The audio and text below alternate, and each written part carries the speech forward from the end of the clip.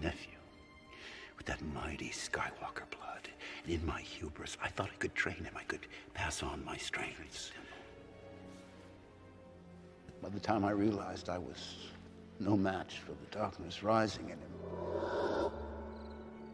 I went to confront him.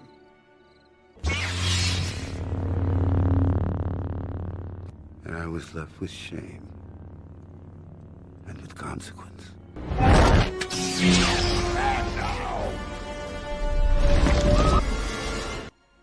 Because I was Luke Skywalker, Jedi Master.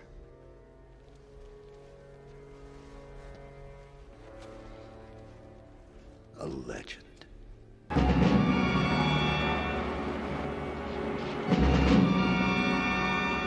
Hey! Hey! Are you crazy? What's the matter with you?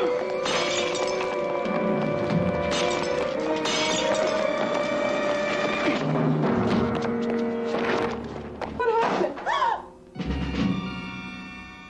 What do you want?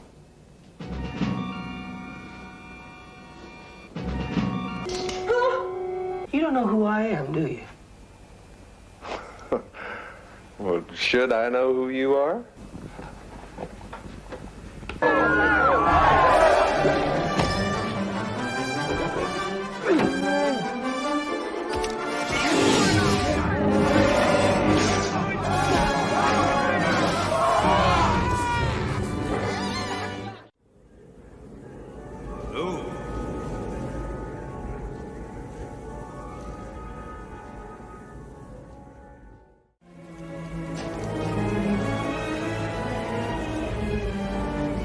Not much time.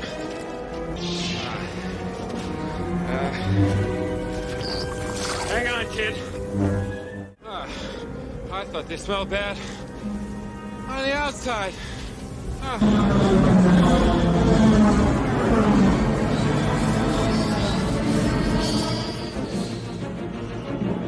This is Rogue 2. Echo Base, this is Rogue 2. I found them. Repeat, I found them.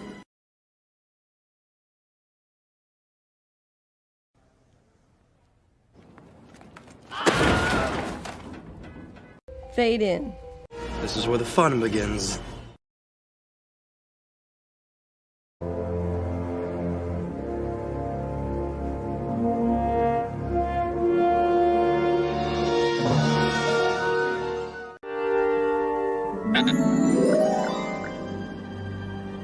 Hello there. Crap. Crap. Crap. Crap. Crap. Crap. You know, you guys sure are friendly, aren't you? I'll probably never meet him. Might. There's something different about him.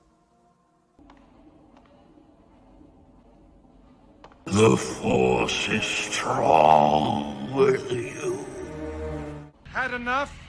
What do you want? I'm busy.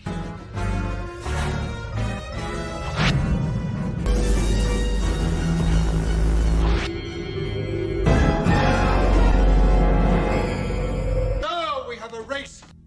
No. There's nothing special about you. You're Nothing.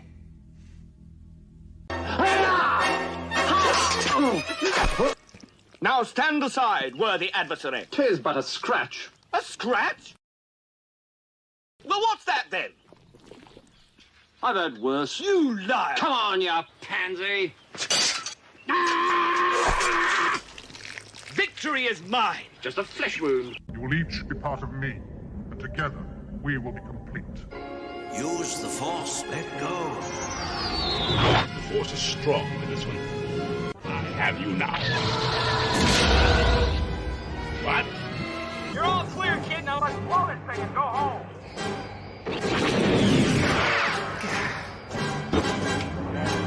I once got busy in a Burger King bathroom.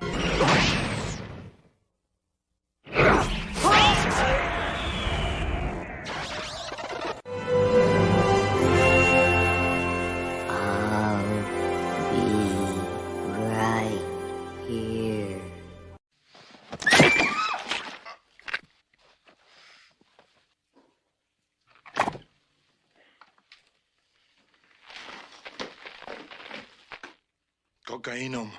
Like a rock.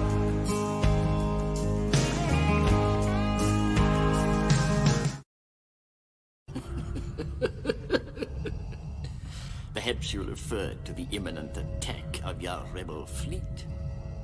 Yes, I assure you, we are quite safe from your friends here.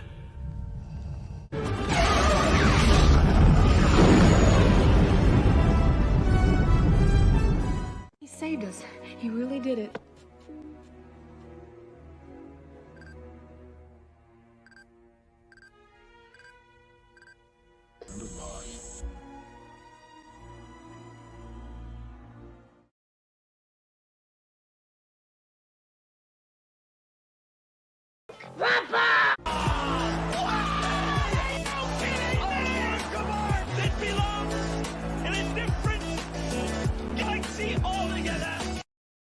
May the force be with us.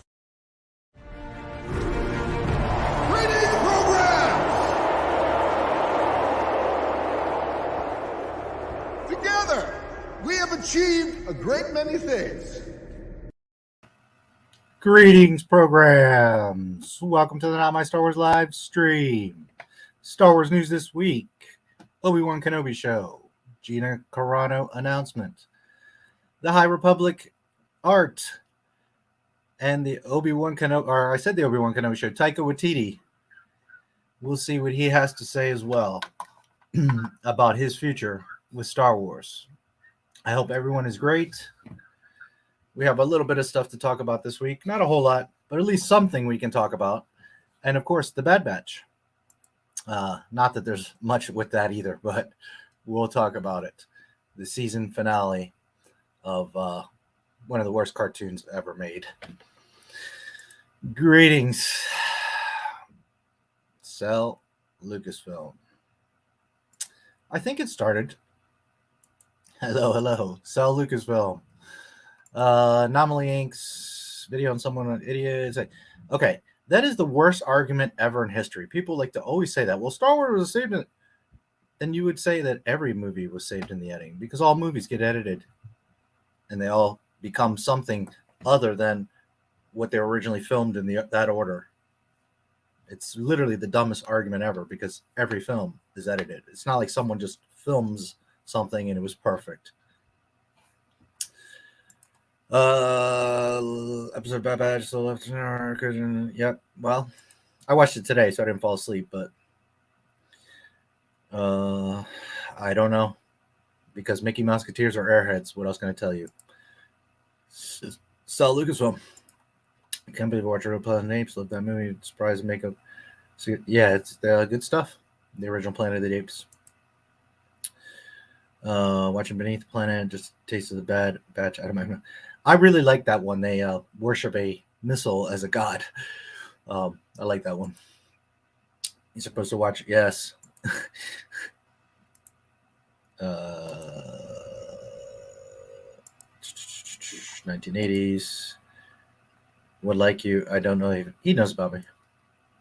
He doesn't come around, but he knows about me. What's up, Todd? What's up, Jigga? What's up, Clumsy? What's up, Bear? Thank you all for stopping through.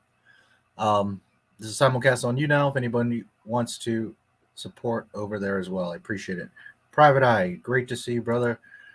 Sorry I missed yesterday. Had a doctor appointment. What's up?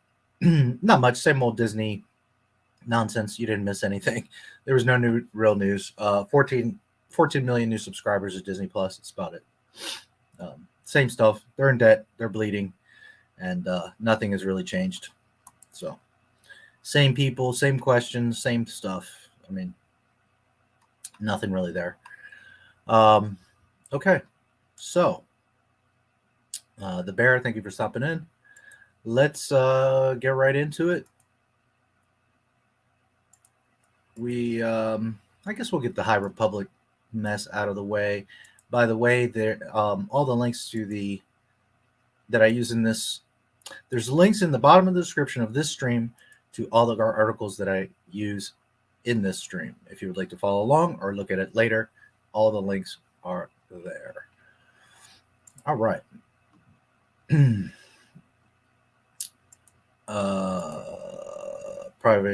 Daryl Hall,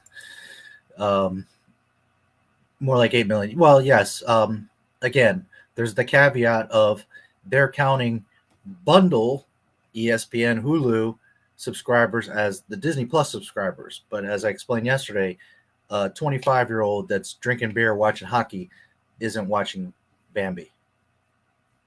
So a lot of the subscribers aren't real. They're just counting them in the bundle. There's people that buy that bundle that don't even launch, never mind install the Disney Plus app. But they're saying 14 million new ones. It's probably closer to 8. In any event, it's not enough. It's not going to save them. They're continuing to bleed money.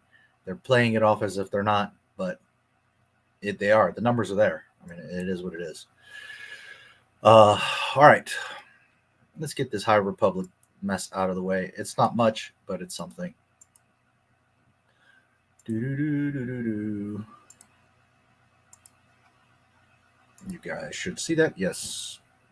Okay, so there's new concept art that has been released for the High Republic. Here you can see Yoda. This is a little better than what they were doing before. Oh, look, he has hair now. They realized that Yoda has hair, especially when he's younger. Wow. Anyways, the white robes, I don't mind, but they're very the High Republic-esque. And I don't know why put him in white robes. He was always in a tan robe. Why did they want to change this and do this here? I don't know. To make him part of the High Republic brand. But is it accurate? No. At least he looks better. And he has hair. I imagine that. You know, it's the little things. Better is another character.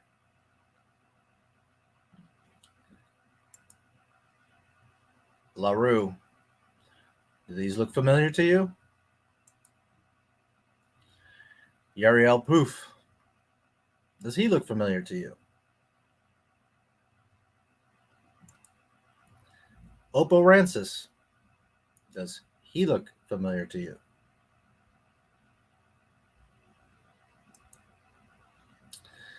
Adali Caro. This is a High Republic character. Terry Rosesin.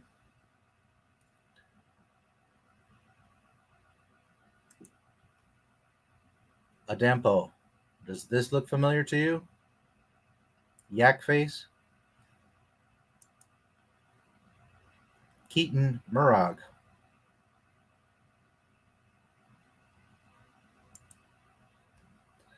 Rana Kant.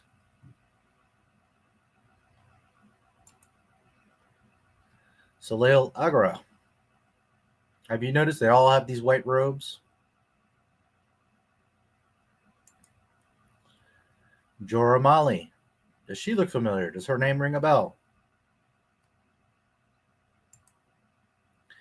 Grandmaster Raiki Saka. He doesn't look old enough to be a Grandmaster, but okay. Porter Engel.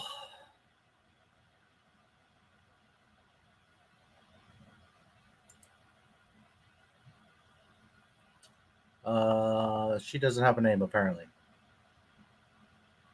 So, the point here, one, you see that they're all in this theme of these white robes, which is fine if that's the High Republic era, what they're wearing. But as far as Yoda being that way, to me, it's not correct. But what I really wanted to show you is, do these guys look familiar to you? Do these names ring a bell?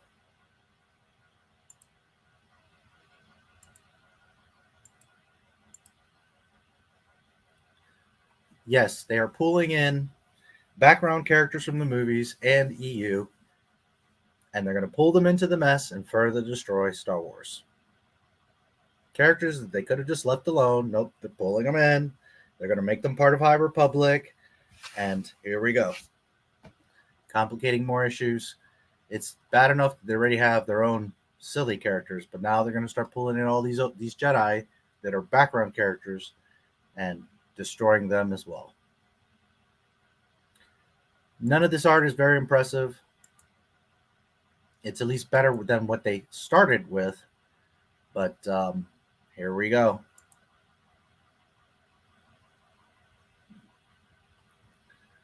That's about it on the High Republic. But just, so you see, they're going to start pulling these guys in and make a mess. A further mess.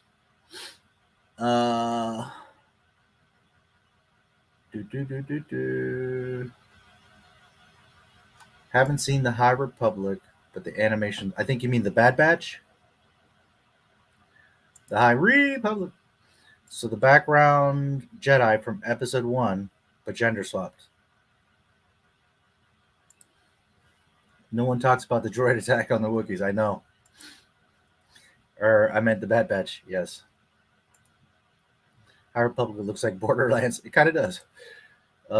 He's 12, already Grandmaster. Yeah, well, Disney. Just a long neck guy. Looks familiar.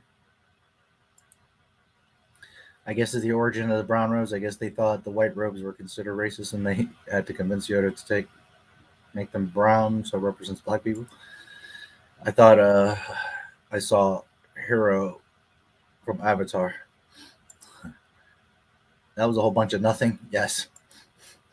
So they're also ripping off other shows. Doesn't Disney always do that? Just like Hunter ripping off a Rambo, correct? So not much there, but is what it is. Let's look at what do we want to look at next? I think I'm going to leave Gina for last because she's nice to look at, and we'll go out on a positive note. All right, so let's look at Taika.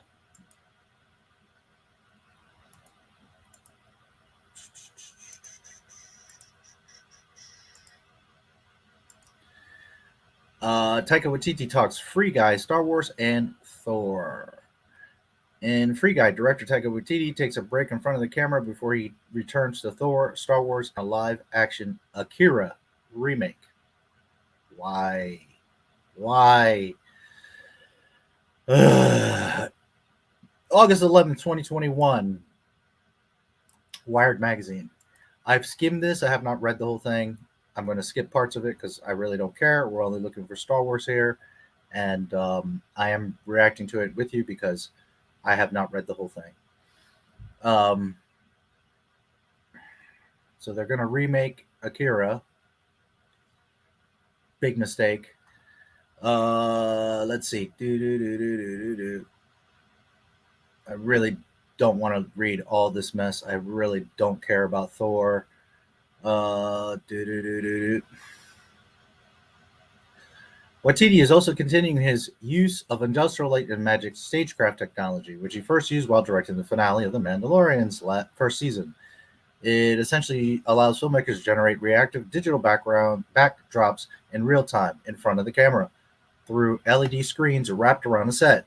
Waititi is a fan because, counterintuitively, it harks back to a more old school way of making films. The actors can be in the environment. They can see what everyone else can see. Having finished filming on Thor, Love and Thunder. Okay, so that's a piece of news. Apparently that has been finished filming.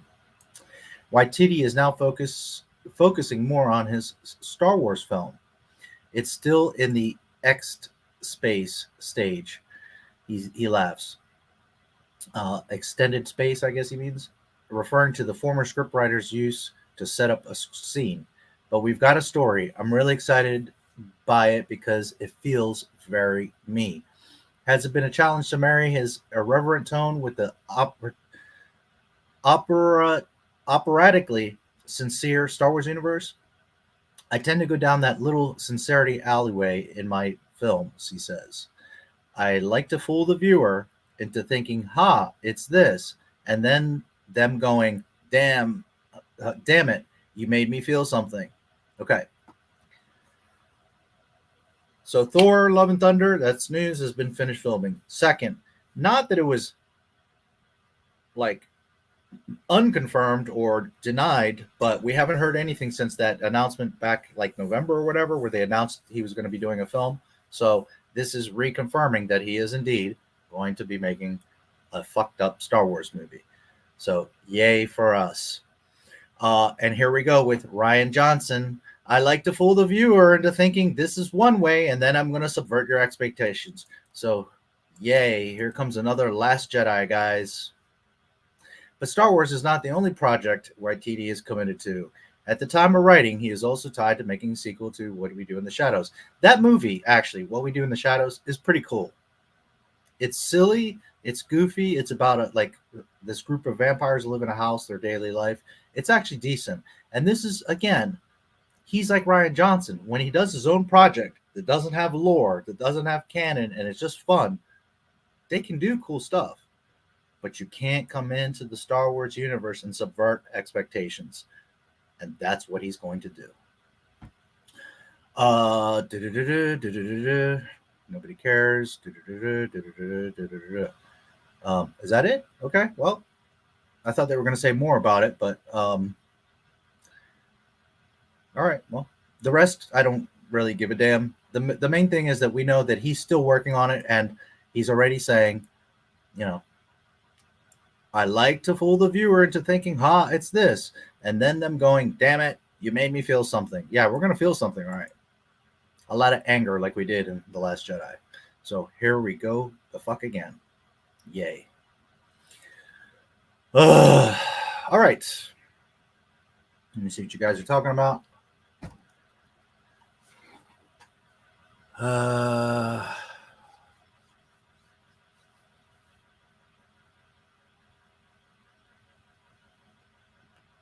Brown in the movies. You have white robes. Dead Girls and I, Dana. We miss you in the chat. Dead Girls usually catches the replays. She does reach out to me on Twitter and other platforms. She's okay. Everything's great. She's just been very busy. Life happens. But she's good. And she's connected. And we talk maybe like once a week or every 2 weeks or something. She says hello. So everything's fine with Dead Girls. It's just the Friday nights is kind of messing her up. And some people, unlike us, have lives on Friday nights. So anyways, Dead Girls is great. Everything's fine. She's around. Idana Den I have not heard from in months. I pray that they are okay. Yes, I do too. Very missed around here. Idana Den I. Taika Waititi was in the Suicide Squad. Yes, he was. I hate that guy. He sounds like a stoner version of James Gunn. I'm not a huge fan of his either. But What We Do in the Shadows is funny. If you like vampires and like Goofy, it's cool. Again, it's not that he doesn't have talent. It's just that you can't have this free spirit crap going on with a franchise like Star Wars. That's where the problem occurs. You can't bring in people that don't know and love and respect the canon to be making stuff. And we're going to get some crazy spin-off, who knows what the hell he's going to do. Maybe a comedy Star Wars film or something. And it's just going to be wacky and stupid and have the Star Wars label on it. And there's going to be people like The Last Jedi. Oh my God, it's brilliant. It's so genius. It's amazing. And it's going to break everything that fucking George Lucas did. But, here we are. Sell Lucasfilm.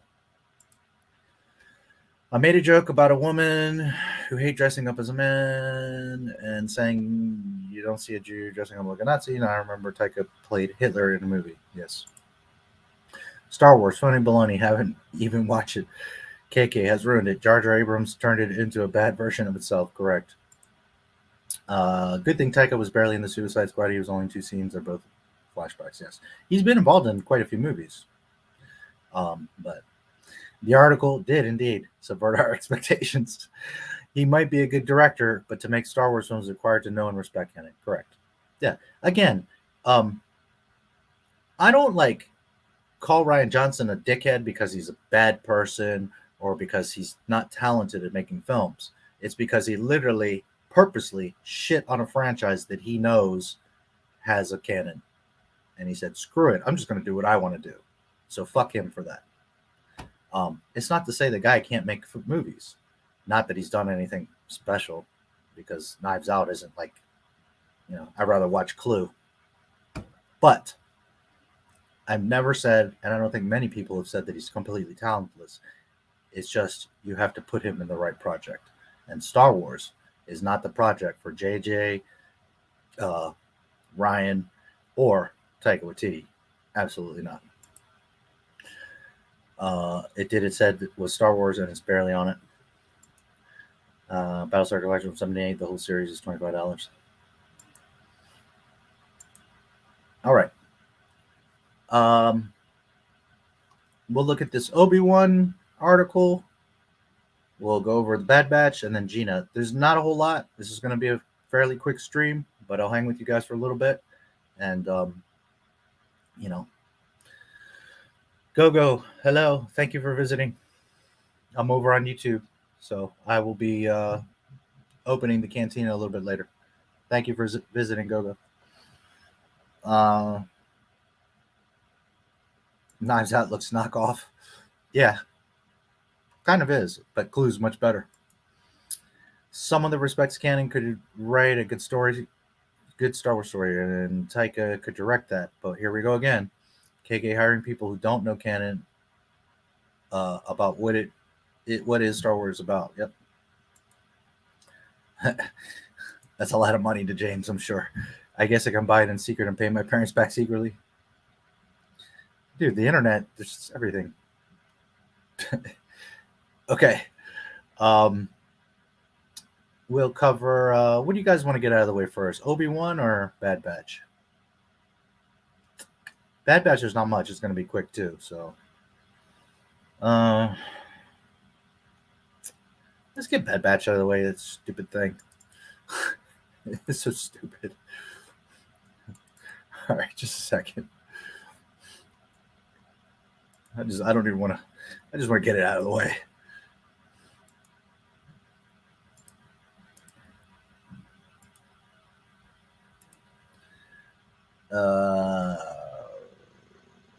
If you can find the remake on a streaming service. Bad Batch. Okay. $25 on Amazon Prime. All right. Okay, as always, hey Casey. Like all the Disney stuff, it looks great. The Bad Batch looks good. Here, hold on a second.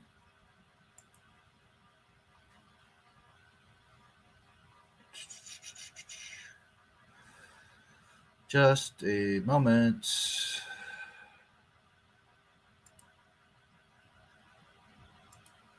There you go. So you guys can see me. It looks good, but there's no story. There's nothing there, and it continues to break canon. And it continues to do what I say to you guys every week. Connect the sequel trilogy. So here's a scene of, I don't know if you remember much from last week, but there was 3 Star Destroyers above Tapoca City in Camino, and they start firing down and destroying Tapoca City. It looks gorgeous. The 3 Clone Series Star Destroyers in the sky, the shots coming down, the wide shots of the city getting tagged. It also cuts inside, and you see things are falling and breaking. Here, this image is dark. The show is freaking dark. But it looks beautiful. The smoke, the water, the flames. It looks gorgeous. But why are you blowing up Camino? Why is the Empire destroying this incredible cloning facility that they had an entire army for, taking the medical scientists to just go somewhere else and build a new facility? Why? Why not just occupy Camino and make your freaking clones? It's just plain stupid. So they destroyed Camino.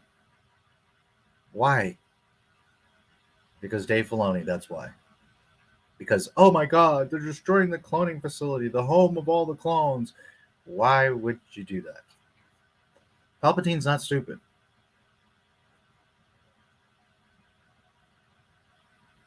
Now, if they were never going to make clones again and just cut the program, okay, I get it. If they killed all the scientists to kill all the traces of it, okay, I get it.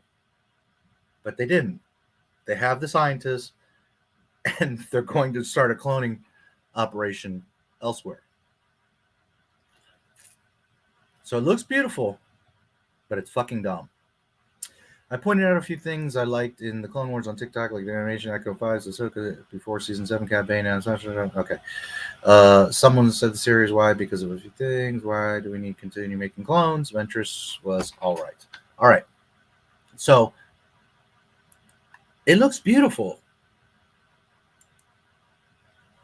I applaud them. It looks great. But why are you blowing up Kamino? So they're shooting down and Kamino's falling. Everything's going, like sinking into the water. It looks beautiful. The flames, the smoke, the ocean. It all is fantastic. There's no doubt of that. Just the way the numbering, as I got to go back to the very beginning. But anyways, that's the opening, is that they're shooting down. They left off from the last episode, and they're shooting down, destroying Kamino. Okay. The platforms are like sinking and coming in down, right? So everything is starting to get waterlogged and break and come apart. So there's a section where all the Bad Batch with Omega, Ozzy the droid, and now Crosshair, who they saved from the last episode, there's like an explosion. The Bad Batch like goes sliding through this doorway, and Omega, Ozzy, and Crosshair are like in this section. So where my head is, there's a doorway, right? So Bad Batch, like, let me do it this way so you guys see, like, comes, no, I guess I got to do it this way. Bad Batch comes like sliding. How can I do it? Okay. Bad Batch comes sliding through the doorway, and the door like seals, right? Because there's water coming in. Fine. Like all blast doors, emergency doors, the doors seal and they get separated. So the Bad Batch are in like one section, and then Omega, Ozzy, and Crosshair are stuck in this other compartment. It's filling with water. The Bad Batch side is not, but this side is. Fine, whatever. As you can see, Crosshair is pinned underneath, rafters or parts of the ceiling, whatever. Fine. So Omega's trying to pull the stuff off, can't get it. Right here is Ozzy the droid. It's hard to see because this show is so freaking dark, but there's the droid.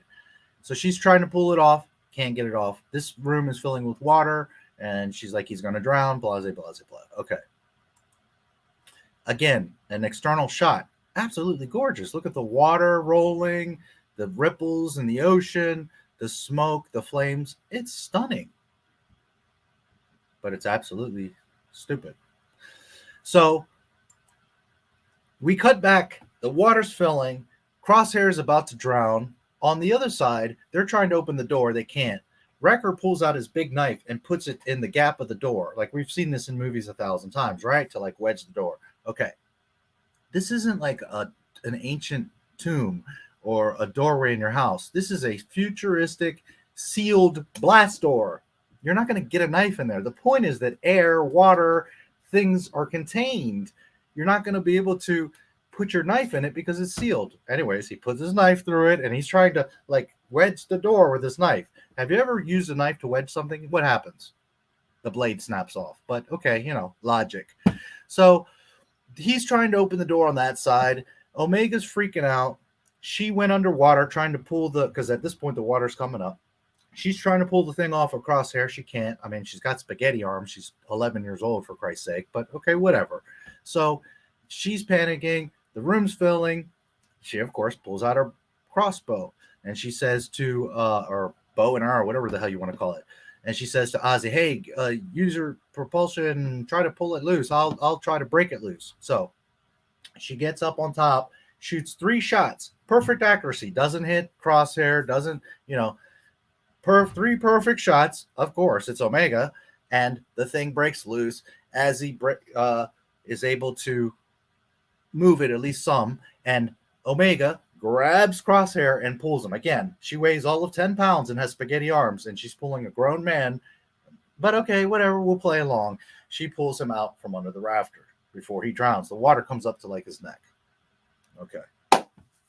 So then, she shoots those 3 shots, and instantly, it's hard to see because, again, this show is freaking dark. You see water splashing here, and then you see Omega. And if you pay attention, here's her crossbow bow thingy. She literally tosses it into the water.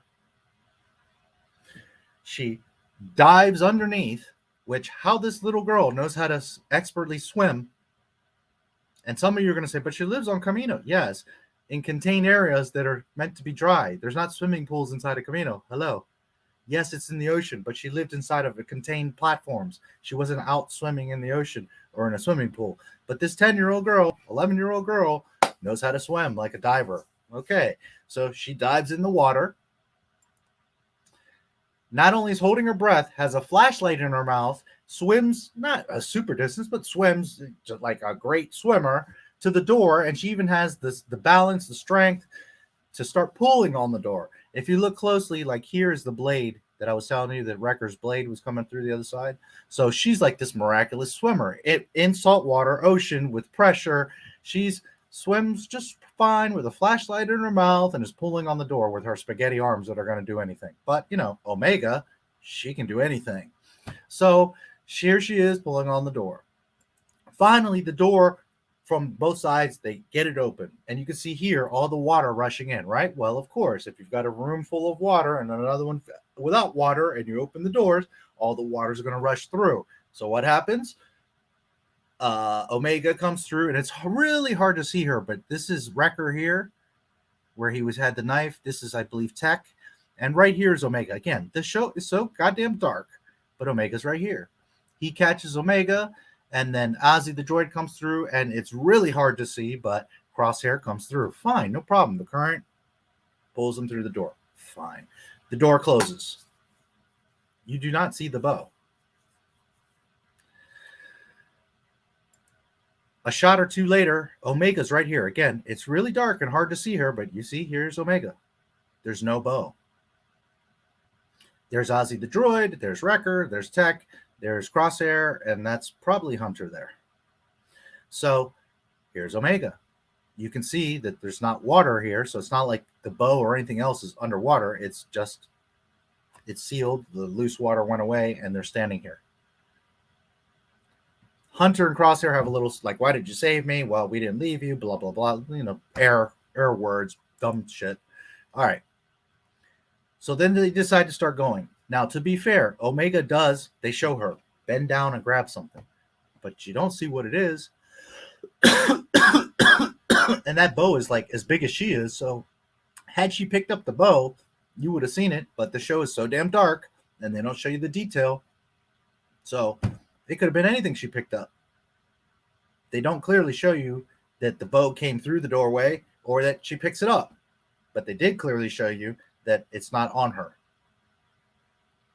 So they decide to leave this section and they go through like this tunnel. And, oh, look, she's got her bow. These details are important. And I want to remind everybody of something. In 1977, George Lucas was creating an entire new genre of movies with a very low budget, and there's 2 or 3 little mistakes in that film. But when you're establishing a universe for the first time and creating this whole thing, okay. But in 2001, when you have 43 years of lore, 44 years, of lore, everything's set up. You have context. You have the story. You at this point, you can't be making mistakes. It's 2021 Disney. These kind of mistakes are people not giving a damn, not knowing the story, and not paying attention to detail, because that kind of detail is very important. So she miraculously has her bow again. All right, so they're running through this tunnel, whatever. So then they get to a section, and they're like, where are we? We don't know. And of course, Omega the Great, that knows everything and can do anything. Oh, we landed in the underwater tunnel. She knows like the entire layout of Camino. Underwater hidden tunnels, how everything works. This 11-year-old girl knows everything. We landed on the underwater tunnel. Of course you did. So here we are. They get into another section. It's kind of a dead end. But they do some scanning and they realize that there's another tunnel directly below them. So what happens? Ezzy, as you can see, is welding, torching the floor, making a circle, right? So the floor falls out and they can go down into the tunnel underneath. Why didn't 3 minutes ago he weld the freaking beam and get Crosshair loose? Oh, because they had to make a whole dramatic thing of Omega the Great shooting her freaking bow, pulling Crosshair out with her spaghetti arms, swimming like Ray the Great, and opening the door. That's why. So he could have just welded the goddamn thing and got him out. But no, Dave Filoni. So here we are. They make the hole. They go down, and this tunnel here, you see, they come across it. As they're coming across it, this massive creature, which looks very much like, do you remember in Naboo underneath the Gungan city? And there's the different fish. There's the one with the tongue, right? That first gets them. Then there's the alligator mouth one that has the long nose, and it's about to get them. And then that huge, massive thing comes and gets it, right? Comes kind of from the side and gets it just in time. And Obi-Wan says, there's always a bigger fish. Well, I'm pretty sure that's this. I didn't look real closely. It's, again, dark as shit. The one that's in Phantom Menace looks a little bit longer and flatter, I think. But anyways, this massive thing, for whatever reason. Okay, you see this is all lit up? It wasn't. It doesn't get lit up until they get into this main section. They're running through a dark tunnel. And for some reason, this massive fish in this wide-ass open ocean hones in right on them and is coming right at biting on the tunnel and oh no, are they going to make it? Why this fish hones in on them in this entire fire, Star Destroyer shooting lasers and all that. That thing would have swam way far away. No, it's hanging out and it hones in right on the Bad Batch and is eating at the freaking tunnel because, drama. So it's like chomping on it. They're freaking out. Things are cracking, which just one chomp, it should have just cracked the whole thing, the windows, but whatever. Okay, they get through the tunnel. They get into this room. The droid powers up the thing. The sea creature is biting on a section of it. The droid dispels this charge, which doesn't really make sense because all you did was turn on the lights. But okay, let out this electrical charge. The fish gets charged and swims away scared. Okay. Dave Dildoni. So they do this whole thing with the fish for them to just 2 seconds later shock it and it goes away. Fine. Great storytelling. All right. So they're in that section and they're kind of figuring out what they're going to do. And they're having a conversation. And guess where they end up? Back in the lab where they were all created. How convenient. No, actually, forgive me. Where they end up is in their quarters. They're like, oh, wow, we're back in our quarters. There's our scratches on the wall and there's our stuff. It's so ridiculous that of all the places, they end up back in their quarters.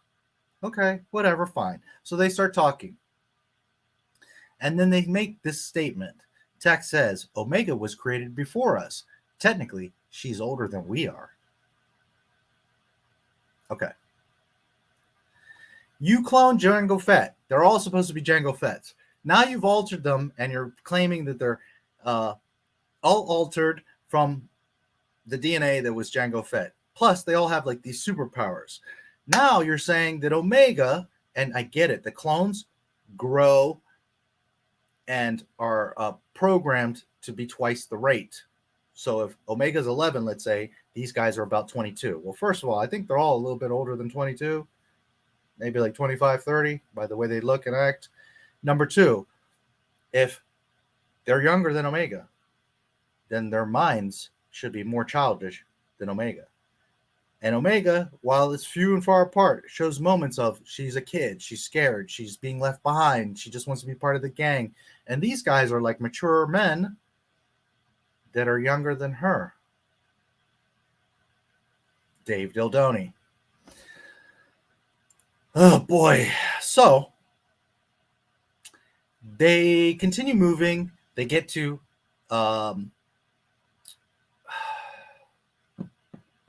I forget which one, Tanway, Lamasu, whichever one of them.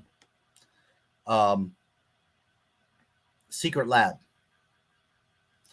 They're stuck. They don't know where to go, what to do.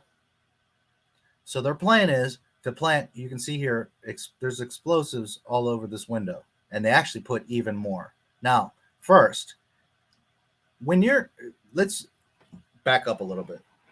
The platforms on Camino are meant for weather, right? It's rains 24/7 on Camino.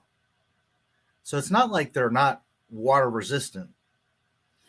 But anything that you submerge in water, especially deep ocean, is going to be under pressure and want to crush. These platforms are not meant to be submerged several feet underwater. So at this point, all of this should have just crumpled and the windows cracked and stuff anyways. But, miraculously, this stuff is still intact. So they put all these freaking explosives, and they put even more. They're just showing you they're beginning to break this window. Just one in the dead center would either punch out a hole or, if nothing else, cracked the glass.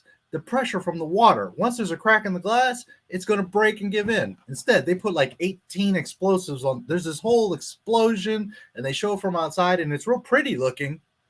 But holy shit, like they could have blown themselves up. It's ridiculous the amount of and where are these explosives? They all are like pulling them out of their ass because I don't know where they even are carrying these explosives. But okay, they put like 36,000 explosives on the window. And the one that's putting them there is the miraculous 11-year-old Omega, because she knows explosives too. So the position of the explosives, how to arm the explosives, these guys, grown men, clone troopers, are hiding in tubes, and Omega's planting the explosives. So they all get into these tubes. Now, these tubes are those clone tubes that we see, right? Where clones are grown. Now, they are somewhat contained, for like germs and air and all that. But it's thin glass. It's something that's just holding a clone in it. It's not a freaking like escape tube. Well, but that's what they're going to use them for. So they all get into these tubes and hit a button, and the little glass slides and close. They all get into these tubes.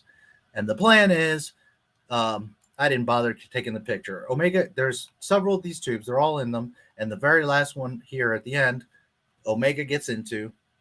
The droid closes it, which I don't know why he doesn't get in the tube, because all of a sudden he's a waterproof droid, but we'll get to that in a moment. And she hits the detonator. Her 11 little girl is the one that has the detonator on top of it. She's the boss.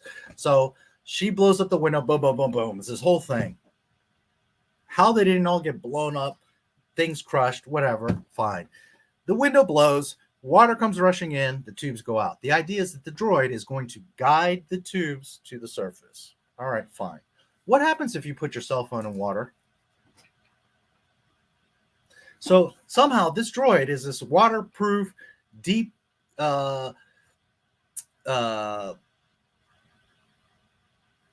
sea resistance, saltwater resistant droid all of a sudden that can just, swim and propel himself underwater and doesn't crush from the pressure. No worries. Neither do these thin glass containers. They just, hey Len, they just are going to go out into the ocean in deeply submerged, and nothing's going to crack or break, and this droid just functions fine. But okay, Dave Dildoni.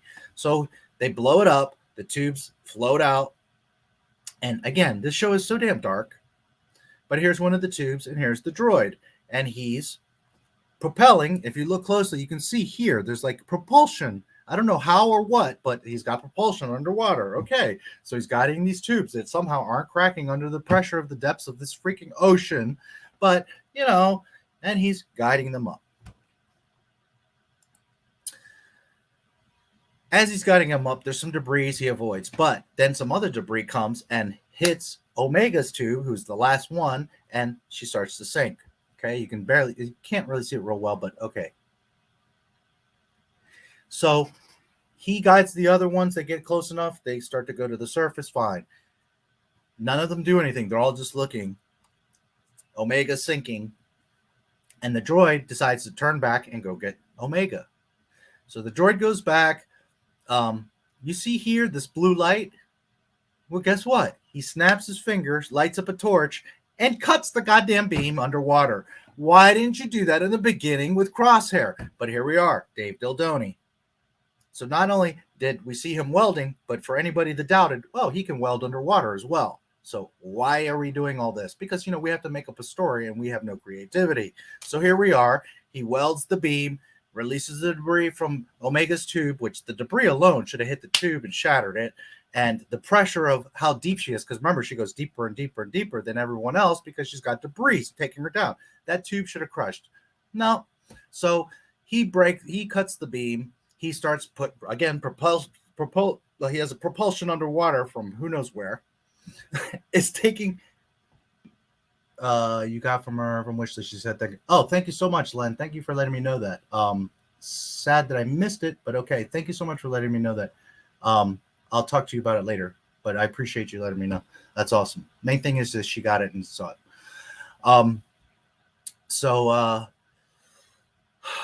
A streamer that I support, I sent a gift and she got it. So that's awesome. Anyways, the thing should have broke, cracked, crushed. Nope, he's propelling her up again, right? He runs out of juice. He shuts off. He starts sinking. Omega's like, I gotta save him. Opens the glass tube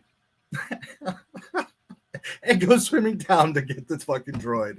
So, oh my God. So she goes to get the droid with her spaghetti arms and is trying to swim, but he's too heavy and she can't really swim fast enough. And remember, she's holding her breath and is an expert swimmer because, Omega, because Dave Dildoni.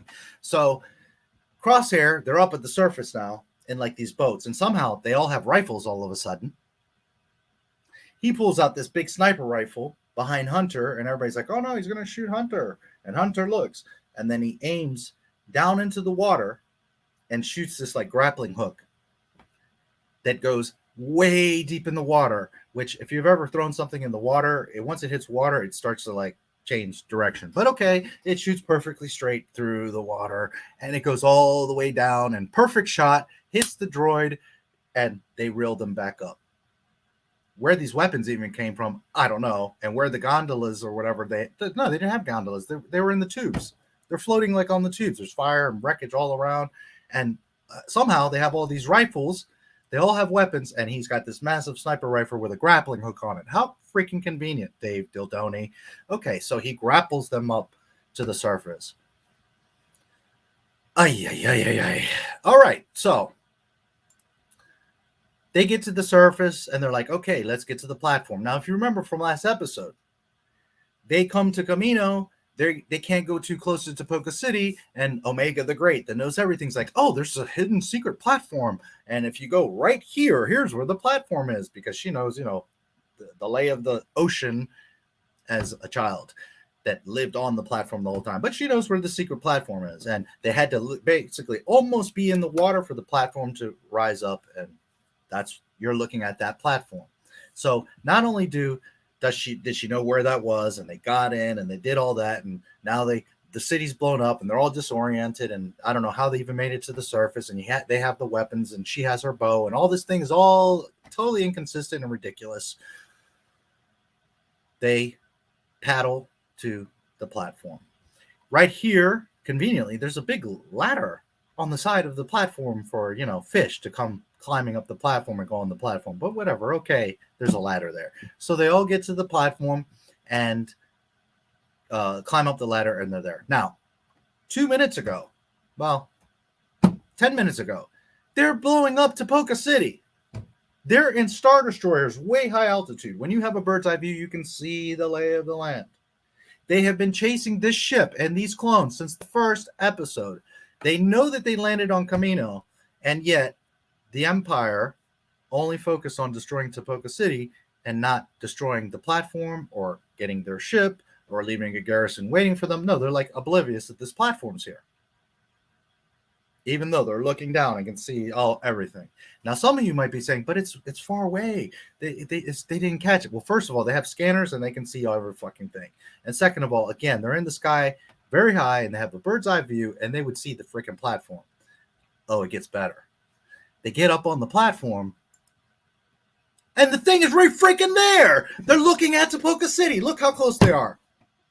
They're looking at the smoke and wreckage of Tapoka City. So that means here's the city, and like right over here is this platform, and the Empire didn't see it. They didn't bother with the ship. They didn't bother to destroy it, capture it, leave a garrison, spies, bombs, nothing. They just like, oh, look, there's a platform with the Bad Batch ship, but let's go. So they blow up Tapoka City, and they show them turning in the air and flying away. And they're right fucking there looking at the goddamn wreckage of Tapoka City.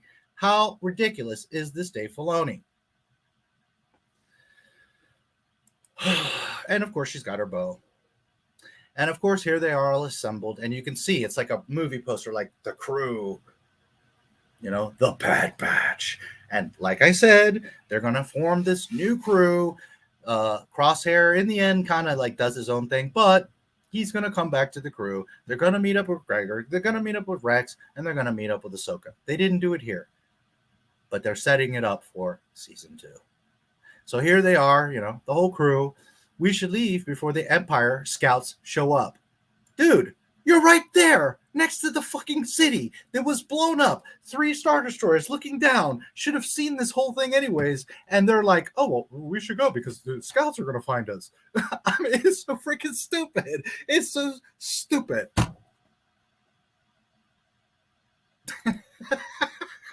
So they have a little tiff, whatever. No, I'm going to stay. I'm going to join the Empire. So Crosshair stays. They all get in the ship and they fly away. Here's the platform that I just showed you. Well, why would he stay? Didn't the Empire just leave and they don't know where this platform's at? But okay, he's going to stay here and I guess get rescued somehow by someone. It's so stupid. Instead of him just going with them, he's going to be stubborn and I'm going to join the Empire. And the Tapoka City is underwater and the Empire is left. So what are you going to do there, Crosshair? I guess the scouts are going to come and find him. Okay, so then it cuts to this other planet, which again is gorgeous. And I even listened to the narration. They don't say the planet, but a forested, mountainous planet. And it looks awesome. This is a beautiful shot. The trees almost look like bonsais, the shading, the clouds. It's gorgeous. There's 3 these pre-TIE. They're like a mix between a TIE fighter and a Jedi starfighter. And there's the Bad Batch.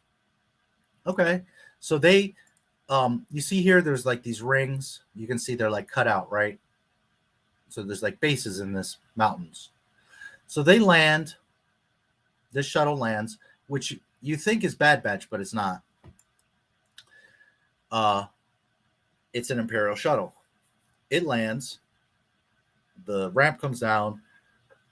Nala Se, one of the Kaminoan cloners, comes out, escorted by those new blue glowing visor halo clone troopers that are around for like 2 months because, you know, Dave Dildoni wants to look cool, but yet they tactically are fucking stupid. And, you know, the Empire completely regresses to stormtroopers because this all makes sense, right, Dave? Anyways, so this scientist with this ridiculous mop head, I don't know what these bangs are. Anyways, she comes out. There are no glasses in Star Wars, but okay, they're goggles, fine, whatever. Nala Se comes out. Welcome, Mistress Nala Se, welcome. Okay. She gets escorted out by clones, and she says, we've all heard of your scientific expertise, blah, blah, blah. And she says, the Empire has big things planned for you. So just like I've been saying, I think that's the last shot. Yes. Just like I've been saying, guys. First of all, why destroy Kamino if you're going to do this? You had an entire facility. But okay, they destroyed that to go to some other planet to do it.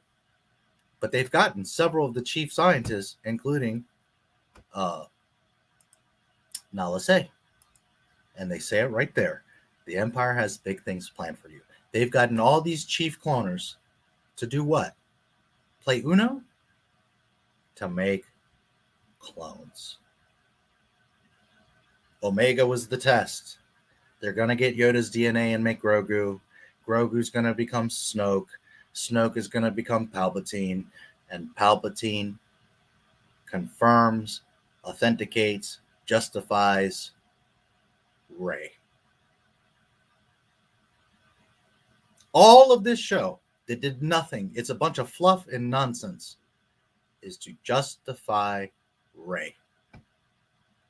If anyone out there thinks that this does not have to do with the sequel trilogy, that they're not connecting the sequel trilogy, I don't know what dumb sauce you eat at night. But this is literally for Rey.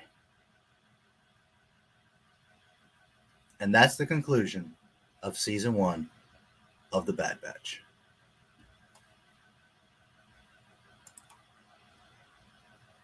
Are you excited? So your little Luke Mandalorian and, Grogu and all this bullshit is Jake Skywalker and Mary Sue. Have fun with that, because that ain't my Star Wars. Let me catch up to your comments. Ah, boy. Cannon could write a good story. Yes. Bad Batch, bad bitch. Pointed out a few things, right? Someone, blah, blah, blah, blah, blah, blah, Ventress.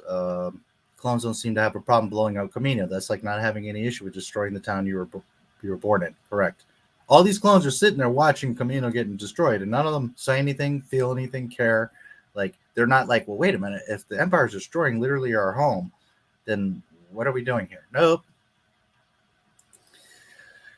You don't see Darth Vader immediately blowing up Tatooine the very moment the Death Star was complete. Correct. Now, I am shocked that we didn't see Grogu, Vader, and especially Ahsoka. I'm totally shocked that he held off. I know Dildoni's just dying to do it. But that's why there's a season 2. Because they're going to stretch it and try to play it out. And again, they don't have any other content, so they have to stretch this out. But I showed you the setup of both the crew, Ahsoka's crew, it's coming. And I just showed you once again, out of the 50 other things that I've already shown you, they're connecting the sequel trilogy. That all of this connects to, at the end of the day, Palpatine's clones, justifying why he's back, even though we saw him die 3 times in 3 minutes in Return of the Jedi, and thus Rey. It's all there. The writing's on the wall. When Omega's hair is wet, she looks emo. Yes, and 2 seconds later, her clothes are dry, her hair's perfect, she's not dirty, she's not scratched, her stuff's not ripped, she's perfectly dry because Omega. By Rey's hand, she will have perfect shots, and she does. She's also a good swimmer, even though it's established that she swam on Kamino, that she never swam on Kamino. It's never established that she swam on Kamino, right? And yet she's in salt water, under pressure, swimming like a freaking diver. An 11-year-old girl with spaghetti freaking arms. I doubt she swam in the ocean. Isn't that dangerous? There's no land. There's sea creatures. There's pressure. There's salt.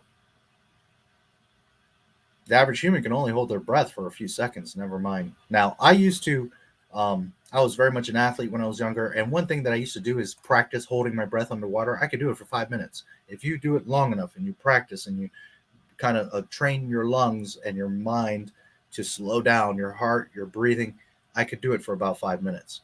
But that's a teenage boy, a young man that had trained to do that, not an 11-year-old girl who can just do everything. There's land at the bottom of the ocean. That's true. Well, Omega had been on the Olympics. Yes. Isn't that the same droid from the Clone Wars arc where Fives finds out about the inhibitor ships? I believe it is. 2001. That was before Disney, before the Dark Times, before the Empire. How does she know the whole map of Kamino and none of the other clones? Correct. She knows all of this. Bad Batch doesn't know. No other clones know. They're all loose, running around. The Empire's confused, although they have all the data banks and have studied everything. They don't know about the platform that's right there looking at the wreckage of Tapoka City. But, Dave Dildoni.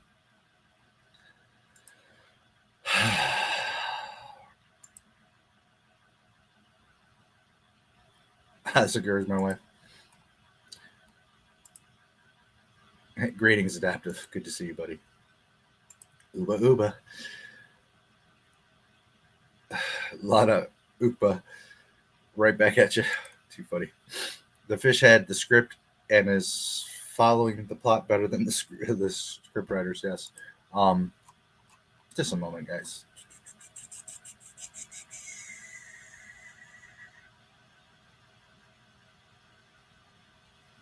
Where are you hiding? StreamYard like changed. There used to be 2 rows of all my stuff. Now it's like one long row. It's all freaking confusing. I gotta get reused to what the hell I have. But I think we all need this right now because Disney. Uba. Uba. Uba.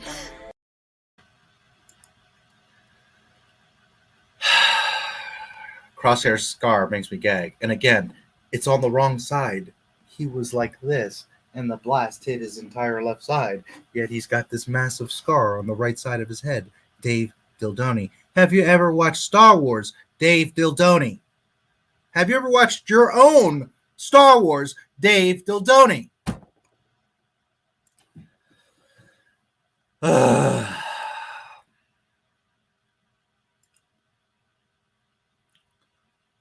How did the target of 6 p.m. work out? A little bit later, but earlier than 10. So Omega is using.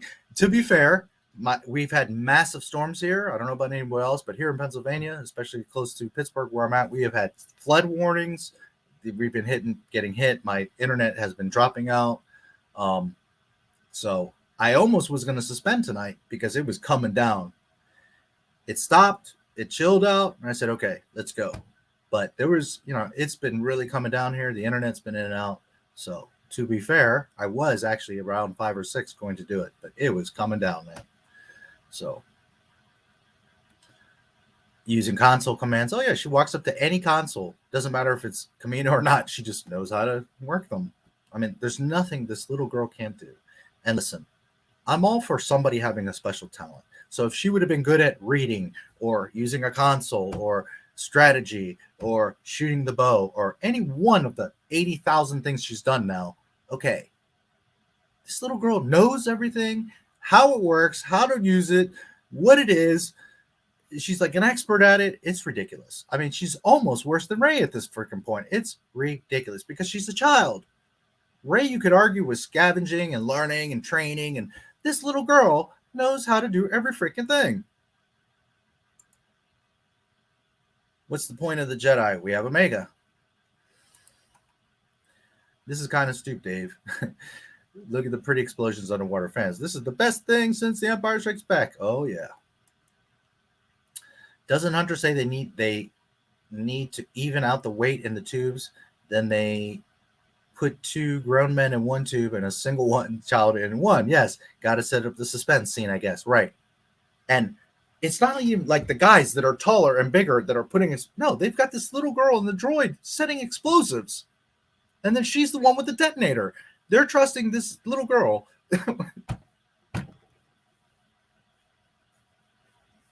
There's also a scene when they're in the tunnels, and as they're walking, they're like arguing. And then you see like the glass is cracking, and they're standing around like, but you said this, and you did that, and why did you come back? Well, we would have taken you back because we love you. You're our brother, and blah, blah. And they're arguing. Instead of moving through the goddamn tunnel, they're all standing there. You can see the glass is cracking, and they're like having freaking fireside chat. It's so stupid. Dave doesn't understand. He doesn't get it. He thinks the storytelling is like, oh, I'm going to set these little points so that you get suspense. And you're not looking at your own story, the entire picture of what the hell's going on, and does it make sense? This guy is so freaking clueless. So Omega hates Camino and said she never wants to go back there again. Correct. Then when it's destroyed, she's sad that her home's gone. So do you miss Camino or not? Exactly, James. Very good point. She was like, fuck that place. I don't know. And Hunter even says, I promise, you're never going to have to go back there again. Here they are. They came back like 3 times now. And now she's like, oh my God, look at Camino. It's sinking. Like her of all people should have been like, yeah, great. Let this place burn. No. The droid's just gonna be in season 2 for fan service, even though I doubt fans are gonna recognize him, and the ones who do will treat you like an idiot for not knowing him. Yes. Disney's on such another level of stupidity right now.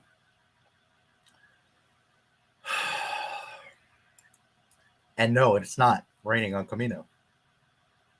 If you look at the old visual guides, it clearly states the Camino is non-stop rain, and it's not raining.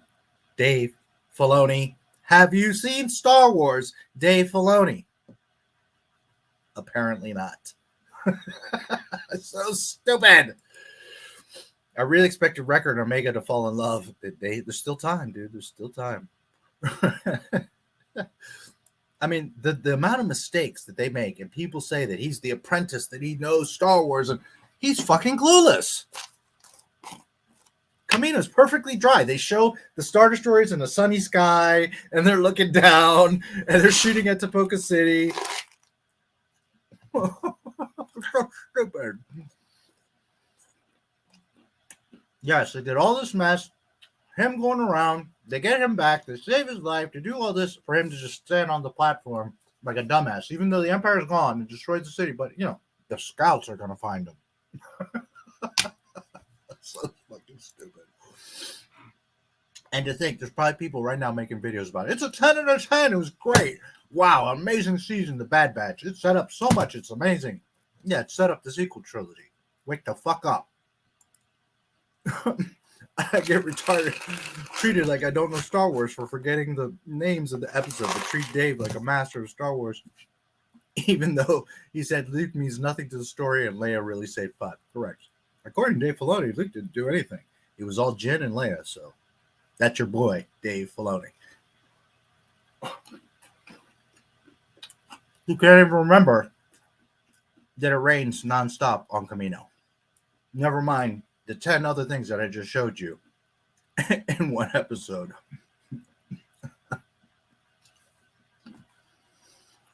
Oh, Lord. Yep. I'm going to say here. Yes. It's not raining, so I'm going to get a tan. The Empire's not going to go looking around a destination destroyed. The Empire's going to leave Crosshair to die, yes.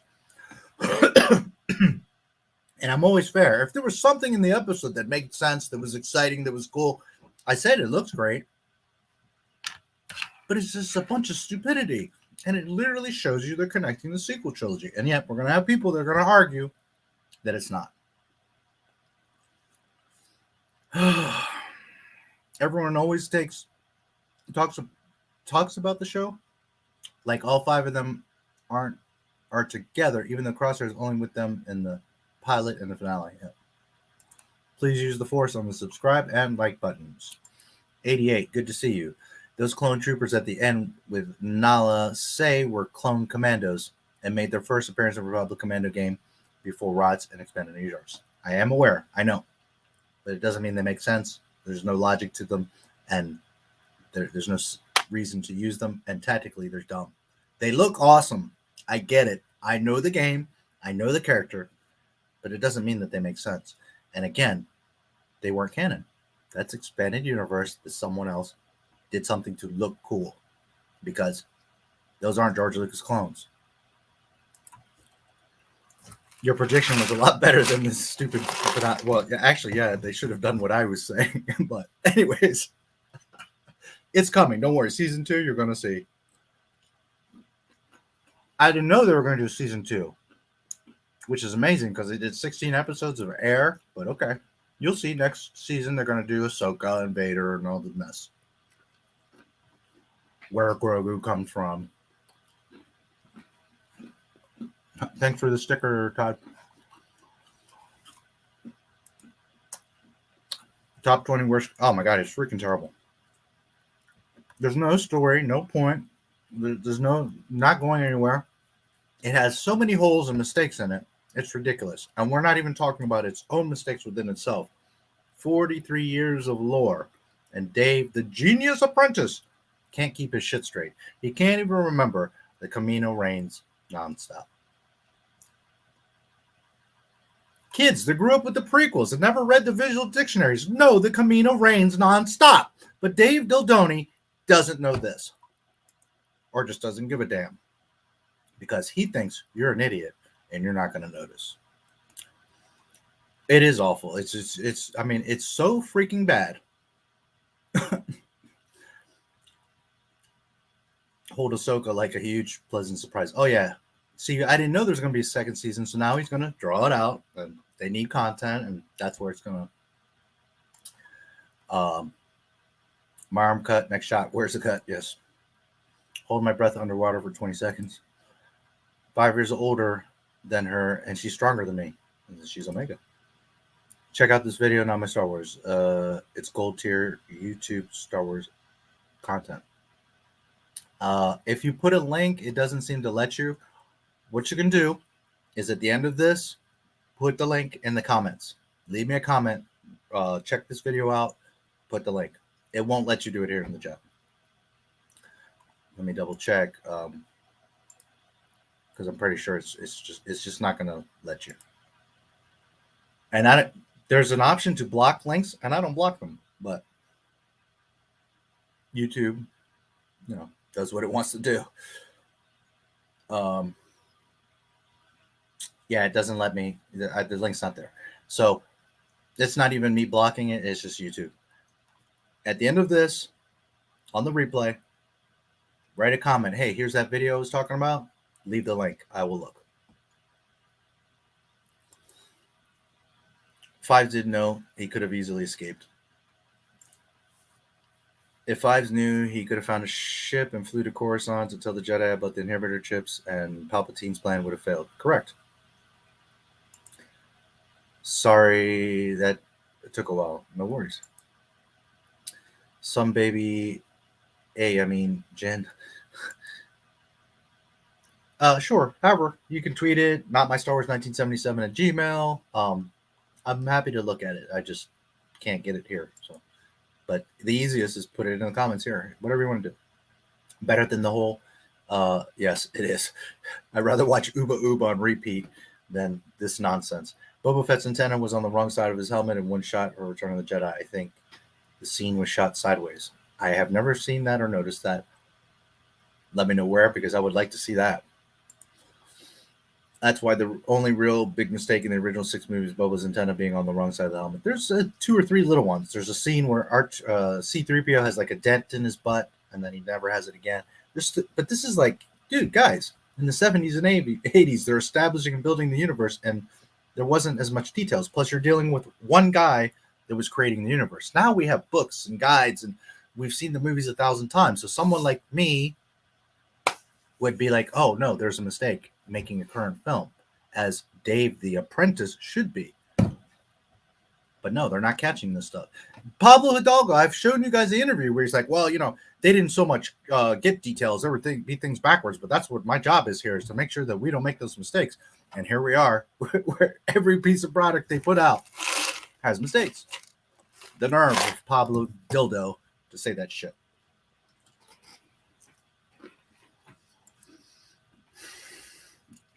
Worse because of how they just have her knowledge of Jedi techniques without. Yeah, no, at the end of the day, I'm just saying that at the trajectory that Omega's going on, she's a kid and she can do everything. At least Rey, has had some life experience. Big picture, of course. Rey is the Mary Sue of all history of film. But just saying, was Rey this capable at 11? Well, maybe not.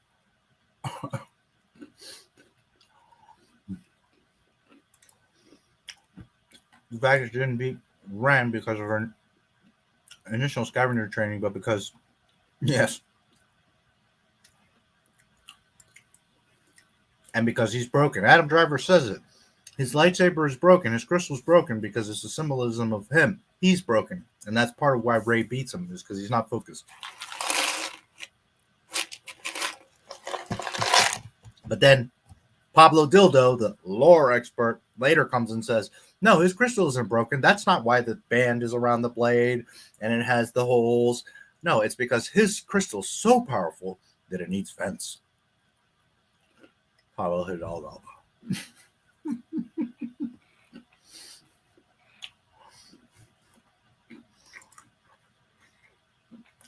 As background and skill, it doesn't mean your character is inherently a Mary Sue.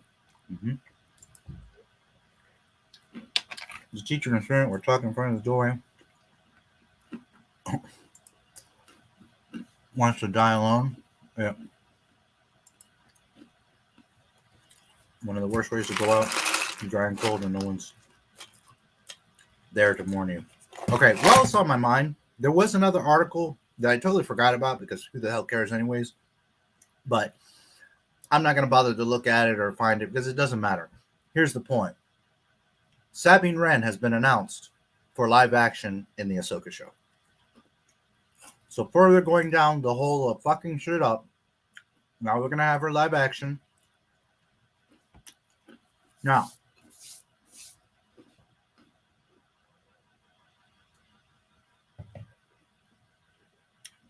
I don't have any beef with Sabine Wren.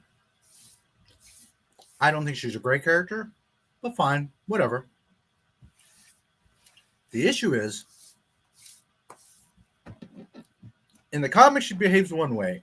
In Rebels, she acts another way. In Resistance, she's another character. In Clone Wars, it's like Mandalorian, now it's going to connect. Then she's going to be in Ahsoka. It's like all these contradictions. Because remember, she hands Bo-Katan the goddamn black Darksaber. Here, you be the ruler. In honor of my clan and Mandalore, I rule.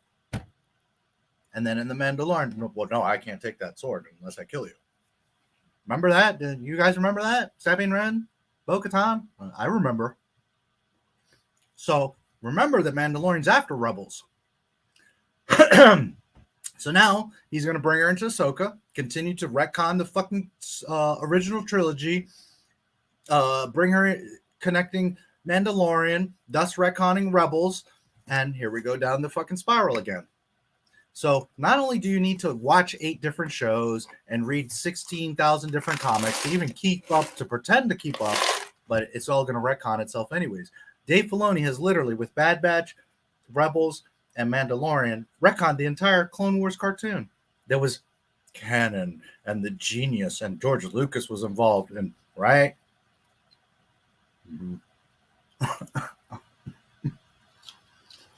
So it has been officially announced to have the actress, and she will be in the Ahsoka show. Sabine.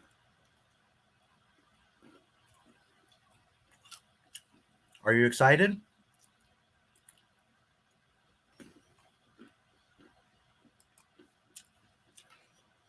A little later than 6, but not quite 10. I want to say I called it. We had a serious weather here. Yeah, no, it's real talk. These past 3 days, we've had I'm talking about I lived in Miami for 11 years, near hurricane freaking storms, bro. It's crazy. My internet went out several times yesterday. So I was literally going to call it and do it tomorrow, but it stopped. It cleared up. So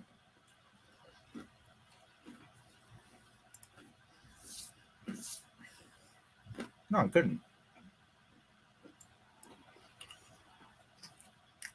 The thing is, Disney doesn't think things through. They just make shit up. And then they look back and they also see that the fans, we get it. And they're like, oops, now we got to fix that. So now everything that they just did, they got to retcon to make the new stuff fit. And they're going to keep retconning and retconning and retconning to make the new stuff fit. By the time they get to the Mandalorian, they're going to have to retcon all the old shit because none of it fits. It's so stupid. No, nothing to do with the sequel trilogy. Dave Filoni erased it. Shut up and watch it again. You'll really notice that it's made for Snoke and Rey, of course. Old book guides can't always be reliable. I have a Star Wars character encyclopedia from pre-Disney era. It claims there were clones being created from templates other than Mango Felt on other planets. Yes. However, a lot of those side books and stuff weren't canon, but the official encyclopedias and guides are. Until later, George could retcon his own shit anytime, and he did sometimes. But those guides were official, and it was in several comics and several stories and several reference books. And if you knew Star Wars lore, you know the Camino is nonstop. rain. It doesn't stop raining there. It's like literally known fact from several resources. And I guarantee you, if you had Dave Filoni and Pablo Hidalgo in the room right now, they would both say, yeah, it non-stops rains there. Oops. If Dave has a movie where Circa murders a starving orphan, his fan base will say it's beautiful. Of course it will. Stop bringing 12-year-old everywhere. I'm in fear of accident getting a kid killed. I think I can take better care of Omega than Bad Batch. Probably. I tweeted it to you. Check it out when you want. Cool. I appreciate it. I will look. Boy, you guys are chatting today. I can believe I'm actually considering having one of my Star Wars tapes graded. It's in exceptional condition, and this particular version sells for $200 on eBay in worse condition.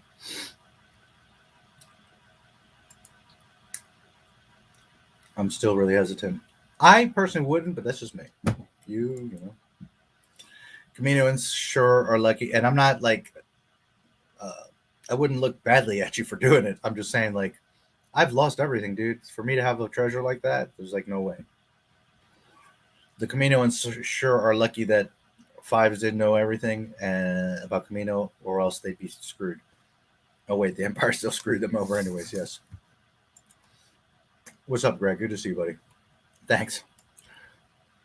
I agree with you on the clone commandos. The point of the clones is to have them serving under the Jedi to kill them, yes. But then they have ARC troopers and clone commandos doing solo missions, yeah.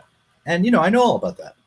I'm not saying that it's didn't come from nowhere and that they look awesome. It's not that I'm hating. It's just that they're fucking stupid. And why would you... The whole story is there's not all these extra clones. That's the thing. You know, there's 2 or 3 versions. There's phase 1 and phase 2, and then a couple of commandos.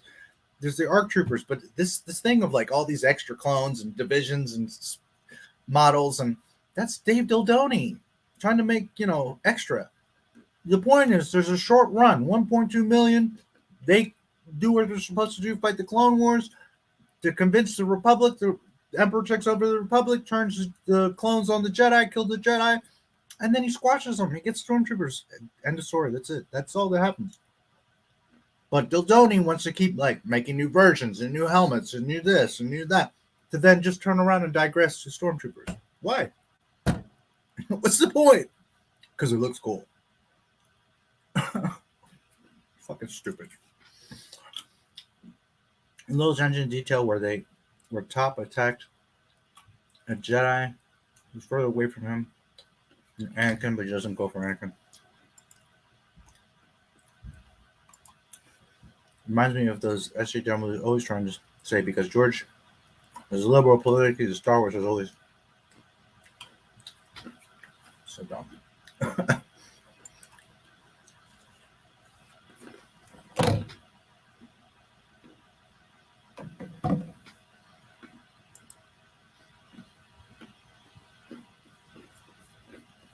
The one with the blue hair.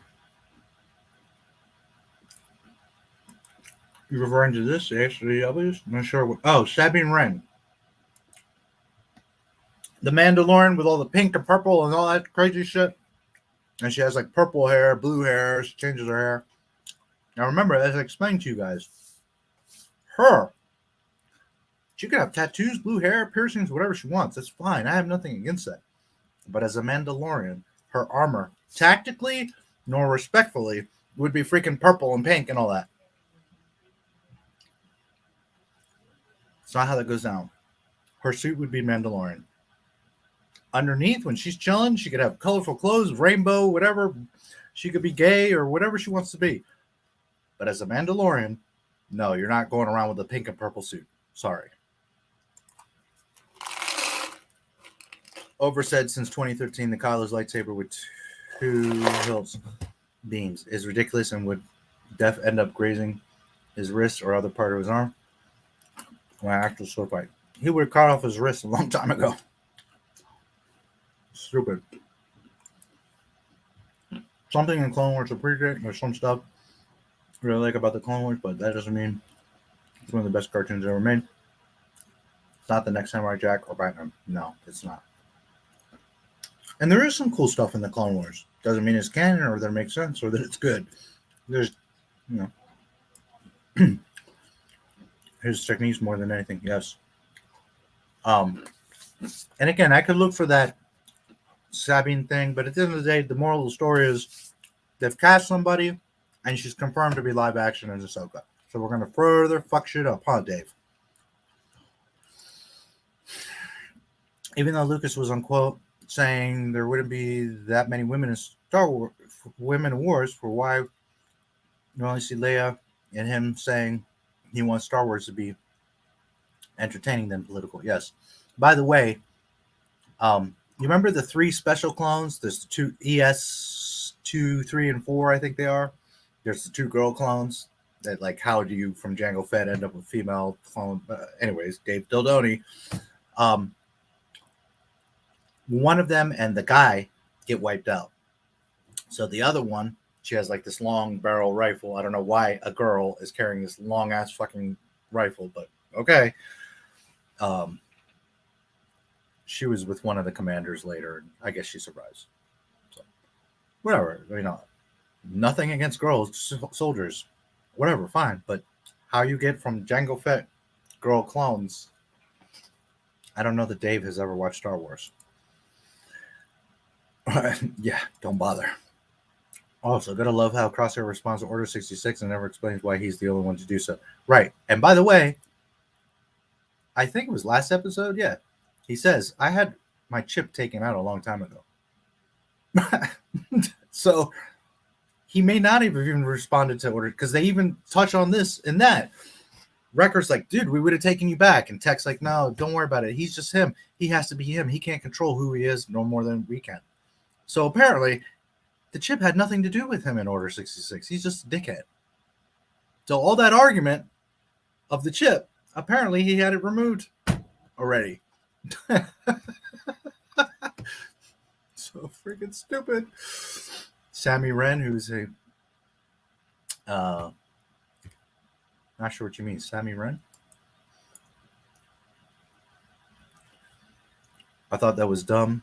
If it all takes is having a sword to rule, Bo-Katan would have taken the sword. Correct. And that's how they do it in Rebels. Literally. She's like, no, I don't think I should have it. And she hands it to Bo-Katan, and Bo-Katan's like, in the name of Mandalore and my family, I accept the Darksaber, blah, blah, blah, blah, blah. From an essay job of trying to push politics before story as they argue. Yep. She wouldn't have refused it because she had to win it in battle. And she already owned it in Rebels.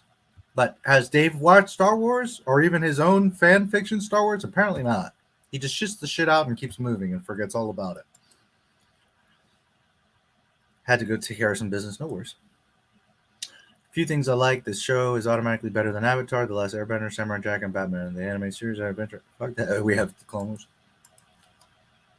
Kennedy's fire hose solution. Yes. So excited, and I just can't hide it. I'm about to lose control, and I think I like it.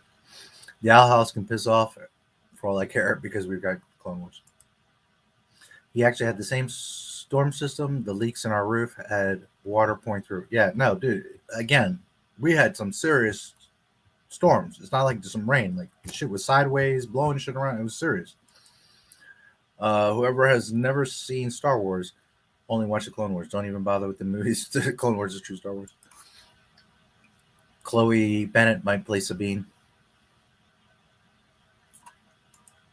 They just keep screwing it up. Oh, they can't help themselves. So the clip in Return of the Jedi where Leia disguises as Bosch and turns on the detonator, that's when you see Boba with the reverse antenna. I will look. Now, to be fair, it might not be that Boba had the antenna backwards. Sometimes in film, the exposure gets inverted, and maybe that's what happened in editing. But I will look to see.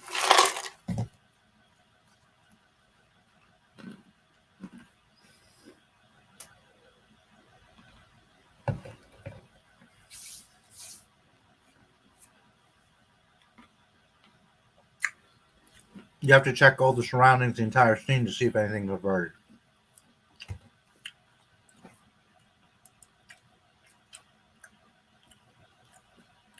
Camino non-stop reigns. If you know Star Wars lore, it non-stop Reigns.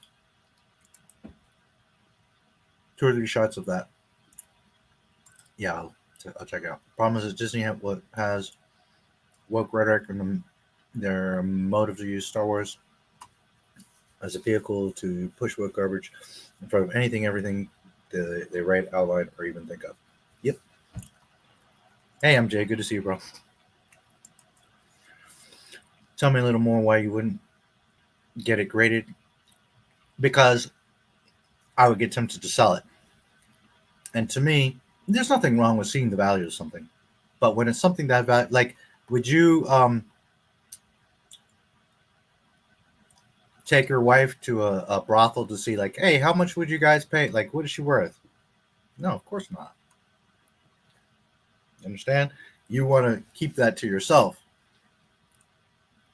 You should have a value for it yourself that it doesn't matter someone grading it.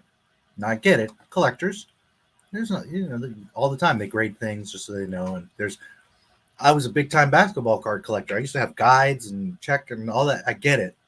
But what I'm saying is if it's something that important to you, you're not going to let anyone touch it or look at it or grade it because you're going to have your own value on it.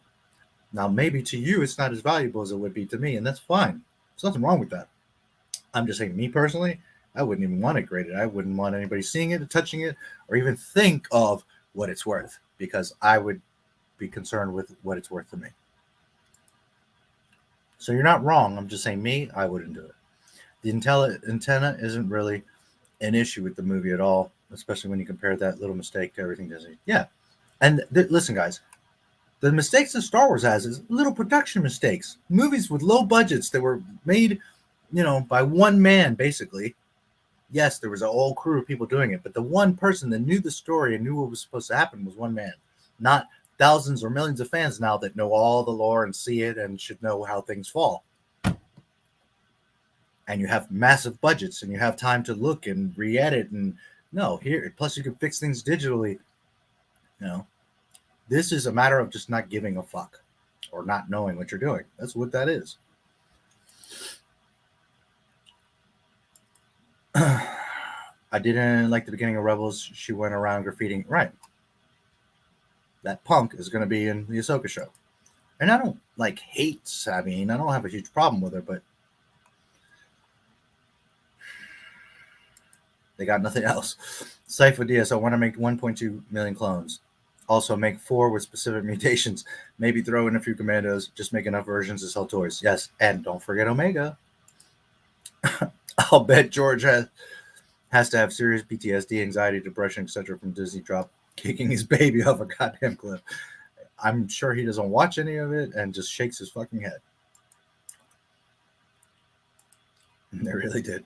I bet Sabine's origins was that she deserted her Mandalorian life and her ruining her armor is a way of showing that it'll make more sense than her just leaving one day. Right. Yeah, I mean, if she went off and was a rebel and all that, or rebellious or whatever, but she's a Mandalorian, and she's gone completely off the rails. It's like one of the most ancient cultures in Star Wars, ancient ferocious warriors that were back in the Sith Wars era, they're not new. They're not like this little thing. They're like Jedi, Sith, Mandalorians, literally. I mean, come on.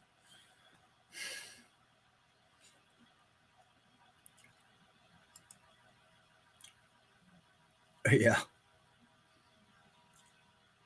Sabine Wren. Sabine.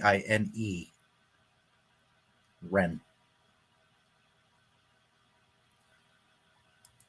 Oh, yes. I think she does have a W. Yes, correct. Crosshair never changed. I always knew in the Clone Wars that he was an asshole of the group. Why are they so shocked?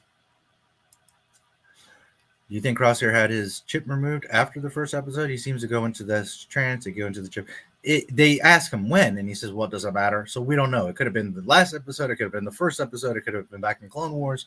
But the way they insinuated as if the whole thing with him in the beginning tripping on Order 66 and going against the Bad Batch, that it wasn't even about the chip. It was just him, a different mentality. He wanted different things. He wanted to join the Empire. He doesn't care. Which they all grew up together. They all know each other. They're brothers, which can happen. People go off on their own, but that's the way what they're implying, that it wasn't even about Order 66. The chip didn't have anything to do with it. He's just a dick.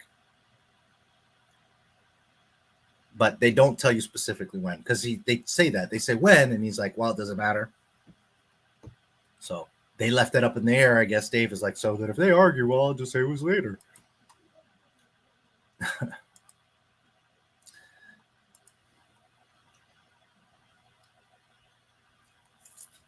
It's a Disney show, I think. Sadly, Netflix is now about to ruin Avatar: The Last Airbender. I was never into it, so.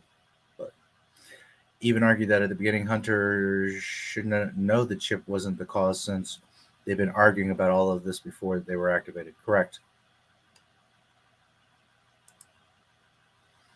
It's always rating was a reason I never wanted to visit Camino, but thanks to Filoni's continuity errors, I can finally go for a nice swim. Correct.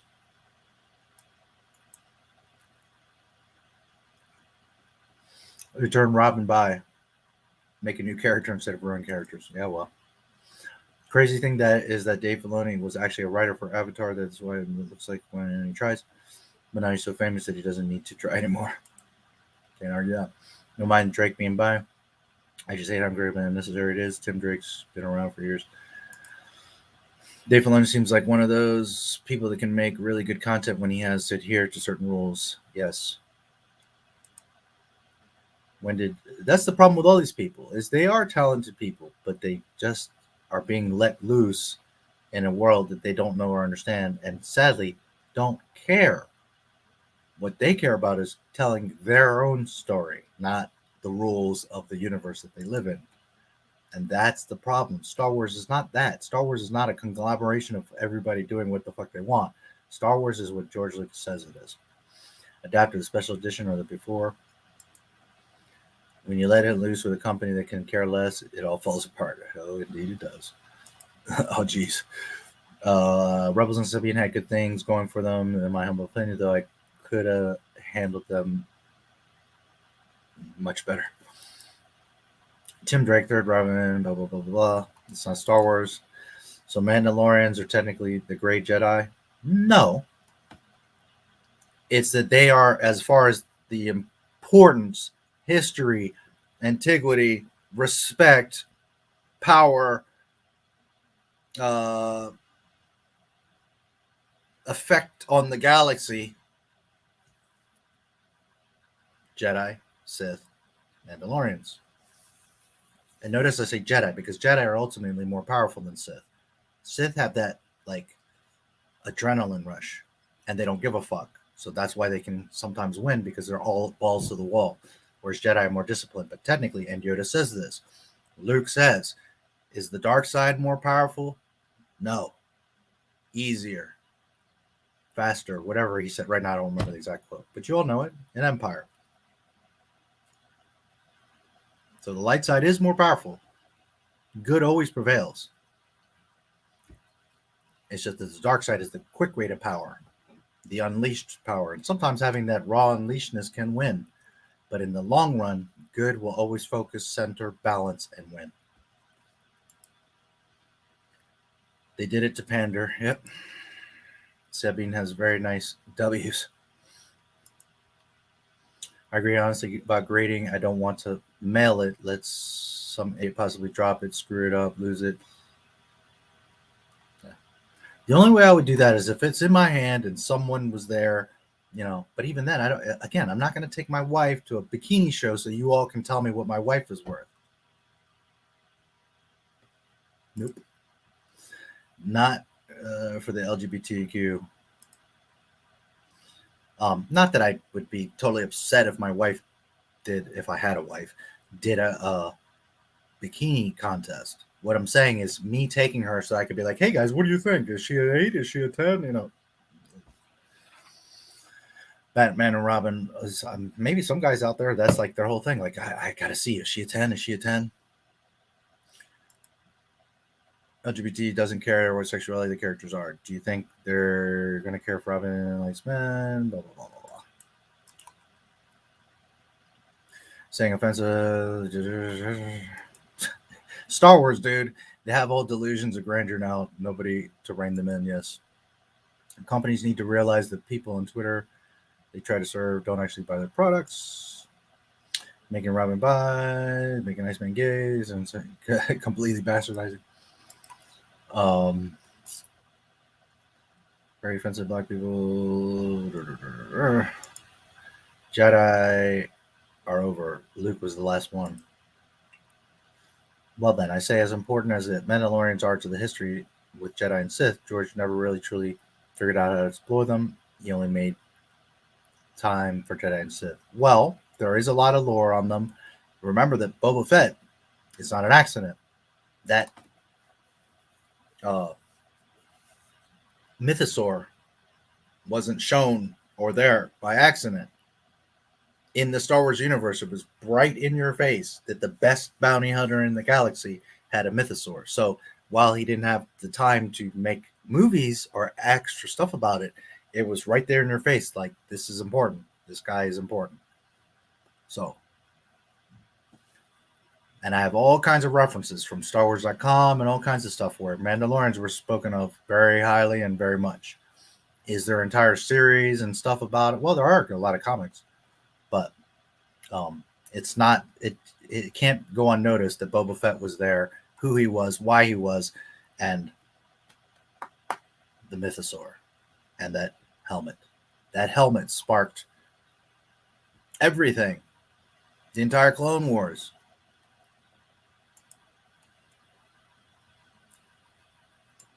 Or at least how the Clone Wars are portrayed, how they come about. There's a character in an anime called My Hero Academia who's dark skinned. Her name was Mirko. Blah, blah, blah. Sometimes things don't have to be overly stated or explained for them to have weight. Was your wife? Yeah, well. So what are you grade her? Guess what? Her English actor was black. I wish it was my wife. Oh, sweet Jesus. That guy should have done research. Unfortunately, most people don't understand the term canon. Everyone wants what they like to be canon, regardless of the effect on the story. Yes. Not every black person talks like a gangster. So this guy calls a character a racist while he's being a racist. Yes.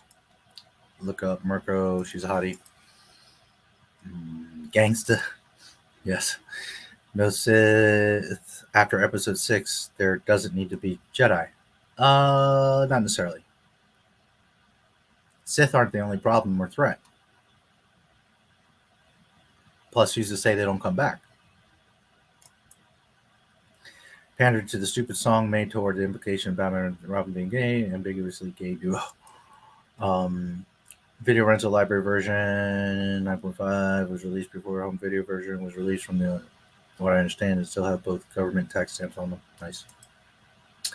As far as the videotapes, the one that traditionally is the really valuable one is in the corner. It has a red band, so you guys know, because there were several versions and reprints of it, whatever, re-recordings of it, whatever. The one that has the red band on it is the one you want to look for on the box. Remember that from Saturday Night Live? But most of the lore is EU, which you said is canon. What George says is canon, and he may have made it clear Mandos were important, but he barely exploited. Yeah, no, I'm not arguing that he didn't exploit them. But again, the maker put Boba Fett, established he's the best in the galaxy, and the mythosaur. So obviously, it's important. There's a reason, because he could have just left him out or not shown the mythosaur. So that shows you that George cared and that it was important because he showed you that detail. Whether he had the time and ability to expound on it is a different thing. He's showing you. Gangster. Say gangster. It represents black people very well. Not being a racist. I'm as My Hero Academia is. Hiring black actors sounds white. Worst thing to ever happen. Well, it's not the worst, but it's up there. Speaking of My Hero Academia, I managed to watch the first 2 episodes. Impressive, most impressive. I invested and planned to watch more. I first heard it on Nostalgia Critics' Batman and Robin. The thing I really hate are the fans only caring about stuff that doesn't happen. It was a cartoon. Mythosaur. What is a mythosaur? The mythosaur is the Mandalorian symbol that everybody knows. The Mandalorian symbol. That the horns, I don't have anything right now that I can show you, but literal, it's on Boba Fett's pauldron. That's an ancient dragon, kind of a dragon, that was very deadly and large, and the Mandalorians were so fucking badass that they used to wrangle and ride these things. So it was kind of like, how the Predators would keep treasures and stuff like that. Well, the Mandalorians were known, like mythosaurs could kill Jedi and Sith and anything. I mean, they're freaking massive, ferocious creatures. And the Mandalorians were known for taming and riding them. So that was part of the huge lore of the Mandalorians. One of the biggest part of their weight is that they had them like pets. Outside of, they were great warriors and had a culture and a history and tradition and were around from centuries and all that. That was their symbol. The mythosaur meant something. Like you saw that, you're like, holy shit, So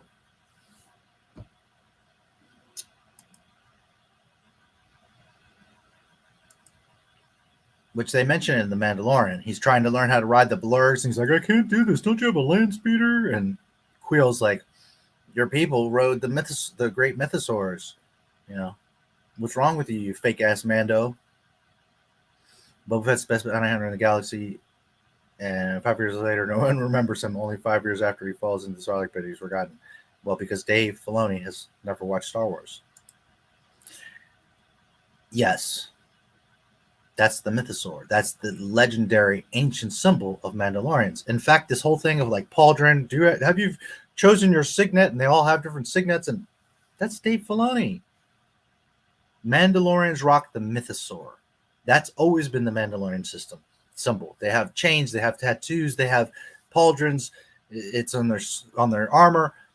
Mythosaur is a Mandalorian. Dave Dildoni's fan fiction is, oh look, I got a mudhorn. Oh look, I've got an angel with wings. Oh look, I can't take the Darksaber because we've changed the rules. And Mandalorians don't take off their helmets, although Jango Fett was walking around with his helmet off.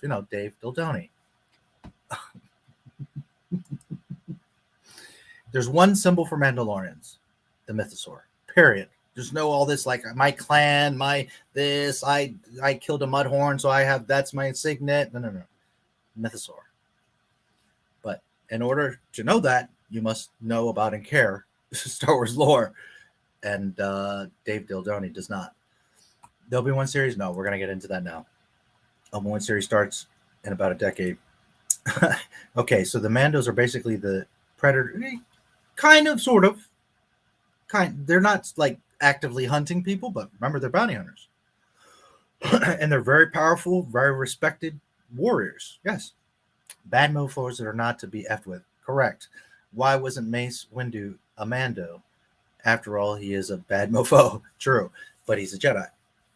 Mandos are a culture. They raise their own. They this whole thing of like adopting younglings and all this stuff later, like that's Dave Dildoni, dude. Jango was an official fucking Mandalore, but then they did the whole, well, no, he was adopted and we don't know how he got the armor and blah, blah, blah, blah. No, that's Dave Dildoni.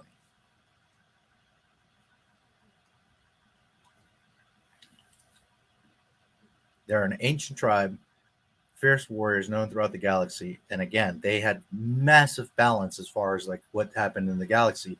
They had entire wars, Mandalorian wars. The Siege of Mandalore, which was interpreted by Dave Filoni, was a whole other different thing. Their symbol is one thing only, the mythosaur. Didn't Obi-Wan hold the Darksaber in the arc where Savage and Duchess Satine dies? I think he did, as a matter of fact. So Mace wouldn't be, or any others wouldn't be Mandalorians because they're not adopted. They're an ancient race. stay amongst themselves and raise their children, and they have great tradition. They're like a very noble and honorable and traditional, like Native Americans. You know what I mean? Now, could they have ever adopted someone in? Okay. But in general, they were, a closed society that had their culture and tradition, and they had centuries of it. So that's why, again, Sabine's a problem, because all of a sudden she's all fucking Fruit Loops colors, doing something that's against what they've been doing for centuries. That's not how a Mandalorian rocks. Who she is personally, fine. She takes off her suit and she wants to be as gay or crazy or whatever she wants to be. Fine, no problem. But rocking that suit, all colorful like that, is not the Mandalorian way. Darth Maul is dead. How does Sabine get the Darksaber? I'm so confused. Well, so is Dave Dildoni, and so is Disney. How did Maul take over Mandalore again in season 7 if he didn't have the Darksaber this time? Because Disney. Mace Windu is also Jules from Pulp Fiction. The one that has Bad Mofo stitched on his wallet, right? Windu has Bad Mofo in Arabish on his hilt, correct? Why isn't he a Mando? You're crazy, dude. How is Maul alive, James? He died in episode 1. Correct. In canon, he's dead. You can't entertain the Dildoni verse because it's just pure stupidity. He died, he got chopped in half, and that's the end of the story.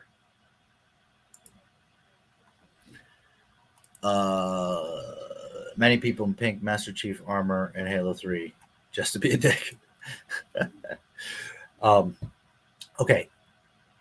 We're at 2 hours. I'm going to take a quick break. I'll leave you with an intermission. We'll come back. We'll do Obi-Wan and the Gina Carano, and we're pretty much done. So maybe like half an hour more. That's pretty much what I have. The main thing is we've got Sabine confirmed in Ahsoka. Big mess. Bad Batch, a big bag of air that just complicates more things, and I will throw it in everyone's face again because people want to say, but Star Wars is saved and it's not going to connect and they're going to change it. And the Empire has big plans for you, cloner.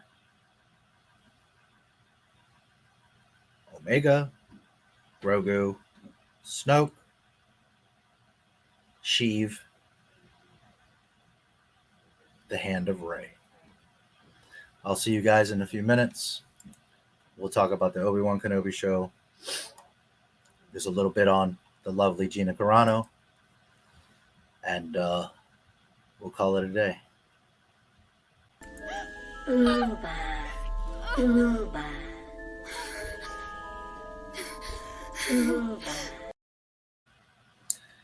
I'll give you guys a different one because we've been watching the George Lucas one lately. So I'll see you guys in about 5-10 minutes.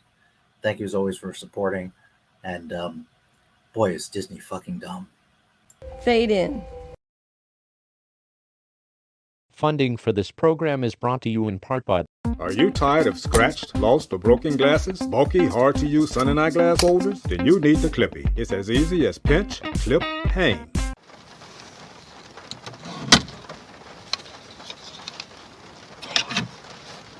Did you know the average American spends 101 minutes a day in the car? Wouldn't it be great if your customers could see your company logo every time they hit the road? Then you need the Clippy, the perfect, unique, affordable product to promote your brand and with constant marketing exposure. Plus, it's 100% made in the USA. No longer will your promotional investment become someone's unused, unseen, discarded item.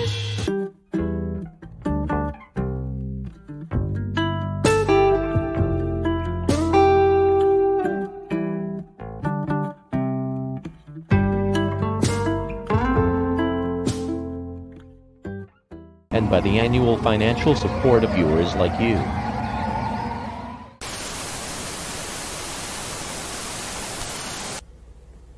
We have here all the original movie costumes, props, and models from the Star Wars movies. We'd like to take you on a tour. This is Darth Vader from the Star Wars films.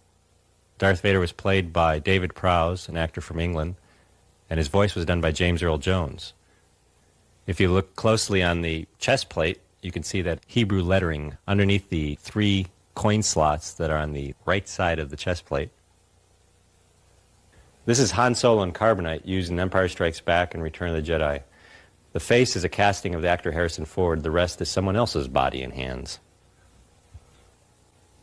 Chewbacca the Wookiee was played by an actor named Peter Mayhew, who's 7'2". The gold insect droid from Star Wars, and there's a Jawa at his feet. R2-D2, C-3PO, and a Stormtrooper from the Star Wars movies.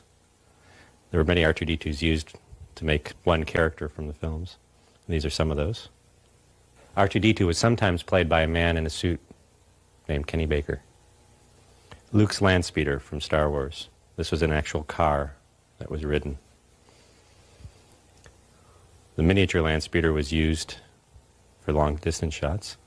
They gave the impression of the Landspeeder floating by putting mirrors underneath the fuselage of the ship. The Imperial speeder bike used in Return of the Jedi. At times it was doubled by a miniature speeder bike with a puppet representing the different characters sitting on it. The TIE Interceptor from Return of the Jedi, along with some miniature TIE Interceptors.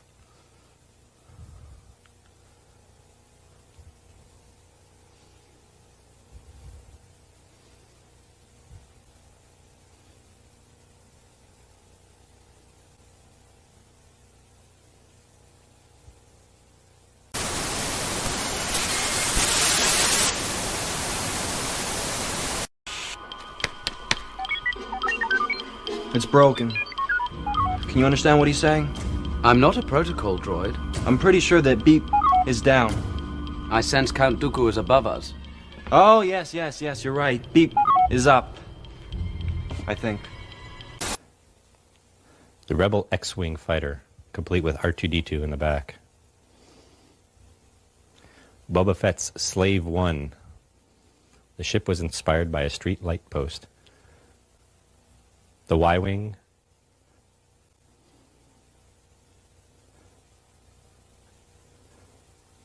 The Snowspeeder.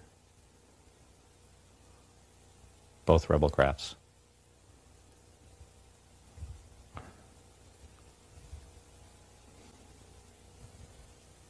A miniature pilot from the Rebel Snowspeeder.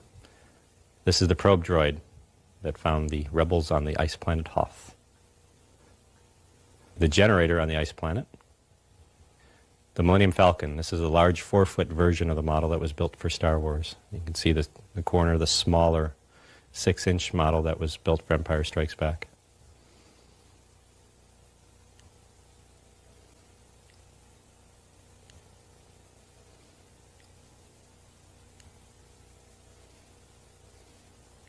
The ship was also built full-size in England by a shipbuilding firm in Wales.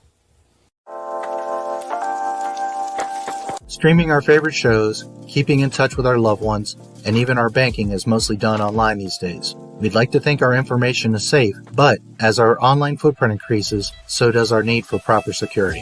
Surfshark adds an extra layer of security when you're online to keep all of your passwords, photos, and videos safe. There's a lot of websites and hackers that take your info without you even knowing it, but you can swim under their radar using Surfshark VPN, a virtual private network.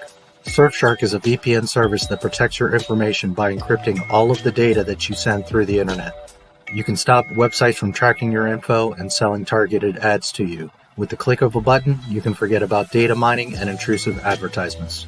One of my favorite features of Surfshark is that you can see content not available in your area. Disney Plus or Netflix, for example, have different movies for each country. Access should not be tied to a region. In China, YouTube and most social media websites are banned. With Surfshark, you can solve the problem by simply changing your location. Just connect to the service and refresh the page. Surfshark is an app and browser extension that enables you to place your laptop or phone anywhere in the world and allows you to access the internet as if you were in that country. You can watch any content anywhere in the world on any of your devices. Surfshark turns you into an anonymous and hard-to-trace online user and makes the internet a safer and more enjoyable place for you. I use Surfshark every day. It automatically starts up whenever I start my PC, and whenever I need it, I activate it with just one click. Surfshark is the only VPN to offer one account to use on an unlimited number of devices. If you want both protection and freedom online, use my code NMSW, short for Not My Star Wars, to get 83% off plus 3 extra months for free. Surfshark offers a 30-day money-back guarantee, so there's no risk to try it out for yourself. The link is in the description below. That's the thermal detonator that Princess Leia threatens to blow up Jabba the Hutt with. The Rebel blaster. Imperial Stormtrooper blaster. Luke's lightsaber from Return of the Jedi. Darth Vader's lightsaber from Return of the Jedi. The Tusken Raider and his gaffy stick from Star Wars.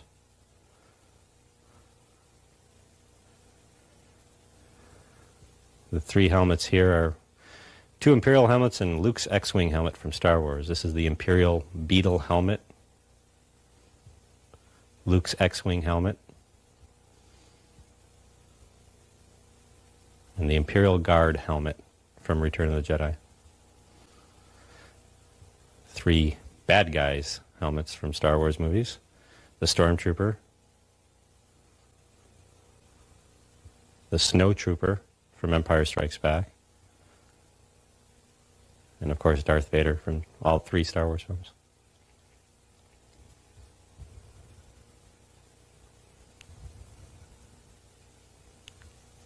C-3PO's mask from all 3 Star Wars films. An Imperial controller helmet from Star Wars. And Luke's Rebel helmet that he used on the Imperial speeder bike, seen here in the miniature. This is a prototype for the Tauntaun, the creature that Luke and Han rode in Empire Strikes Back. And this is a stop-motion version of the Tauntaun. These are miniature figures used on the sand skiff when the rebels escaped from Jabba the Hutt in Return of the Jedi.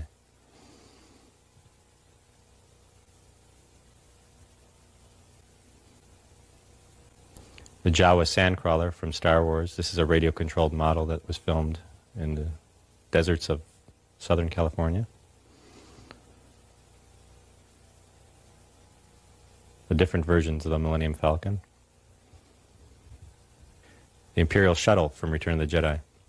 2 different versions. This is one of the creatures from Jabba's palace. This is Bubo.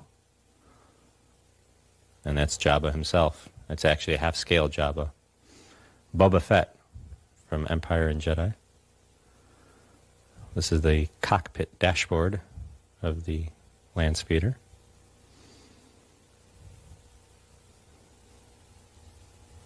Jabba's sail barge from Return of the Jedi. This was built full size in Yuma, Arizona. Okay, you guys have seen that a lot of times, and it's even better in the Skywalker Legacy. If you have not seen the Skywalker Legacy documentary, it's amazing. Go watch it. It's almost 3 hours long. It's one of my best videos. I hope you'll watch it. With that said, I remembered that yesterday a couple people were asking about the Jonathan Rinzler. So, the interview with him, What Star Wars Means to Us, it's in my live stream playlist and the What Star Wars Means to Us playlist. I encourage you to watch it. It's a fantastic interview. In my opinion, the best interview he's done.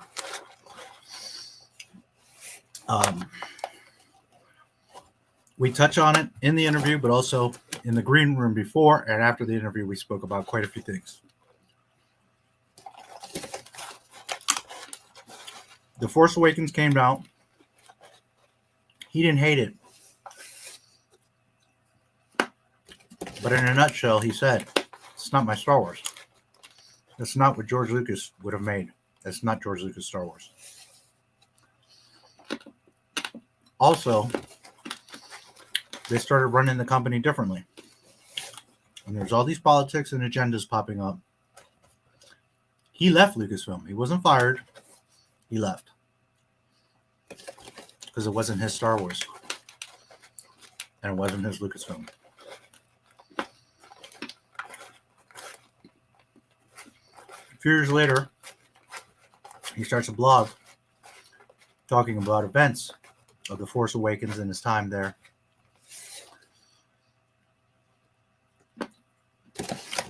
And he didn't say much. Nothing really. And there's stuff that wasn't released, so I don't know all the details of it. And I will talk to his family soon and see about if we can get it made public. A bunch of Disney lawyers came after Jonathan and shut down his blog under the guise of NDA, because Disney doesn't like people to know what really goes on at Disney.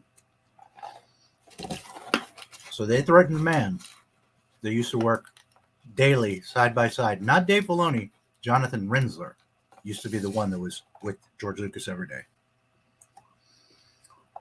that knew so much about Star Wars, that went through the archives, wrote amazing books, documented the films, did all these things.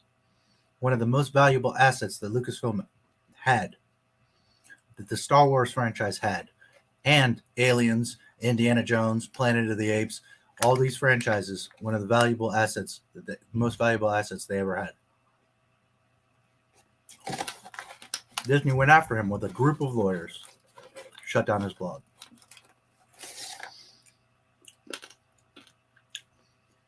Didn't apologize, didn't give him a bonus, didn't talk about him, didn't do nothing. Shut down his blog with a bunch of lawyers coming after him. He passes, and they have the nerve to put out a post. What a treasure, and he'll be missed, and he was so valuable to us and Lucasfilm and blah, blah, blah, blah, blowing fucking smoke. And they forgot to mention that they sent a group of lawyers after him to shut down his blog. So that's why I got pissed off.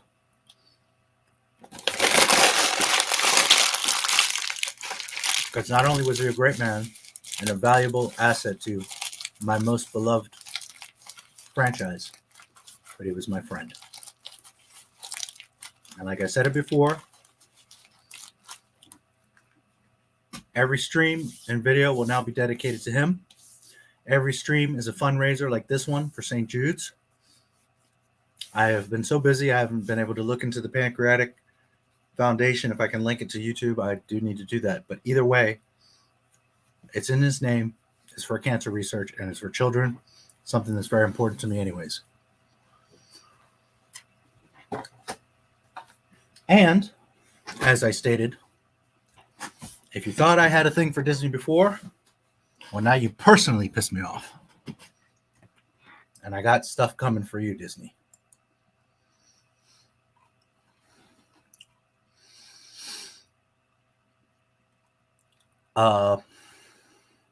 In the Force Awakens trailers, they show Maz Kanata's castle, and in the top center, the biggest banner is the Mythosaur. In the movie, they changed it. I even asked Jonathan about this. He didn't know the answer, but just a little fun fact. If you look back, there was this massive Mythosaur banner.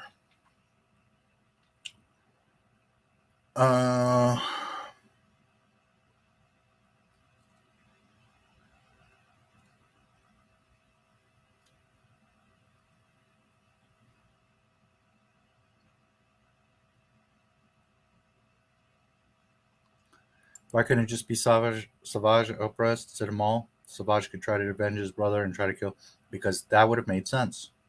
We're dealing with Dave Filoni. You got to admit, I make a fair argument about when it should have been a Mando, right? Would have explained his willingness to kill a defenseless Palpatine. Sure, can't argue that.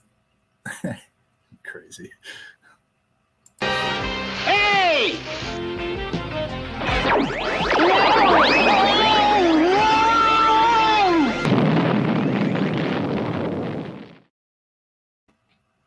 There's always time for this official mascot of Not My Star Wars. It should have been Savage instead of Maul. Can't argue that. Has a bigger ass than Sabine in Rebels. The girl who quit playing Blossom in the live-action Powerpuff Girls. Silver Droid was called Death Star Droid on the action figure package. Correct. This is exactly what it was called. Feels like a rough draft, because it is. Agents of S.H.I.E.L.D. I thought the show ended. It's over. Let the show did start. Shows. Agents of S.H.I.E.L.D.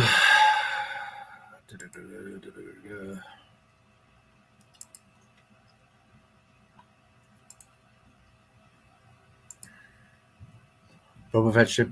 Yes, of course I did. Yeah, I talked about it. Remember, dude. Boba Fett's my guy. He's my favorite character. Anything. Any franchise, comic, TV, movie, fantasy, whatever. Boba fucking Fett.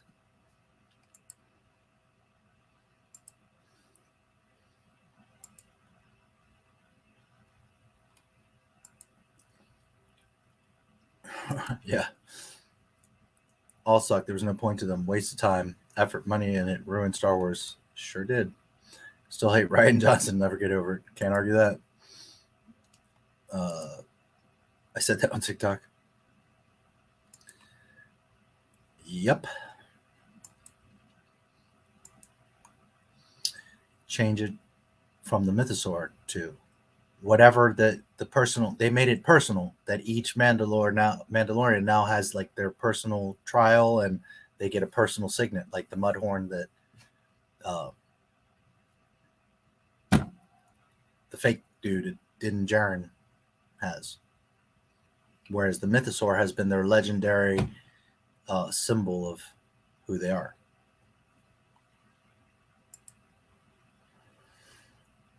Will her make a series set before the Phantom Menace? Sure. No, they would do. I should have known you would know.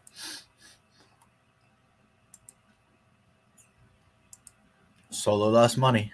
A whole lot of it. It could have been Savage, correct. At least people who haven't seen the shows won't be confused on why Maul is in Solo. Yeah, right. And the reason they use Maul is because he's so identifiable. Remember Barry? Look, Darth Maul. Oh my God! Made it clear that Palpatine felt his death. Just as the janitor. Correct. It's a different character. It won't be a problem. Okay, so that was the Rinzler thing. Hopefully that clarifies it. In the future, I will probably be talking about it more. I have to talk with his family and see what things happen. And I have a copy of the stuff from the blog, which I may make a video about as well. So we'll see. Let's talk about the Obi-Wan Kenobi series.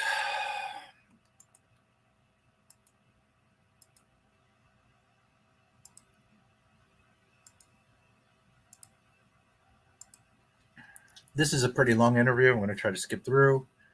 I haven't read it. Again, I'll be kind of reacting with you, but I know the gist of the thing here. Metro.co.uk. This was August 2nd, 2021.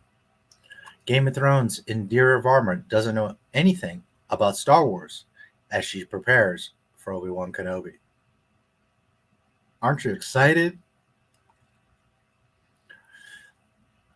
Despite playing Princess Leia as a child, Indira still isn't sure what order the films go in. Great. Game of Thrones star Indira Varma, 47, on how to do Priti Patel's voice, being baffled by Star Wars and saying no to nude.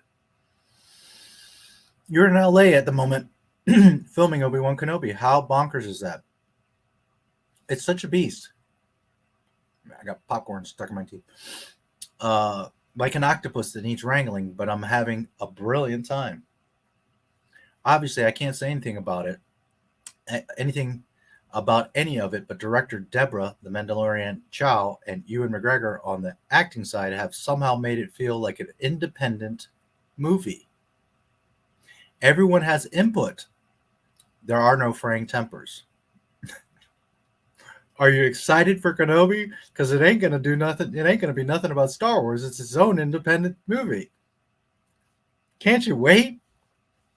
And everybody has input because there's not a cohesive story. Let's just all make it up as we go along. Ewan McGregor, that hated the prequels and doesn't know anything about Star Wars either, is going to be having input and telling us all what Obi-Wan Kenobi was. Aren't you excited? Are you steeped in Star Wars mythology? It's all new to me. I know nothing about Star Wars, but I'm working on Star Wars. And really embarrassing, I keep getting called out on stuff, but I did play Princess Leia in the playground when I was 6 without having seen it. I had long plaits so I could do the hair. So she hadn't even seen the film. Oh, it gets even better. She just knows the iconic character Princess Leia. This is brilliant. I've watched all the old ones now, but I wouldn't say I'm up to speed. Not even Dave Filoni's up to speed. I'm still not sure what order they all go in. Oh, awesome. Let's make Star Wars, guys. All right. Okay, let's hire a bunch of people that know nothing about Star Wars. This is going to go real well. Ewan McGregor is reprising his role in the upcoming Disney Plus series Obi-Wan Kenobi. As Game of Thrones prepared you for the fans. Blah, blah, blah, blah, blah, blah, blah. Who cares? I don't care anything about that.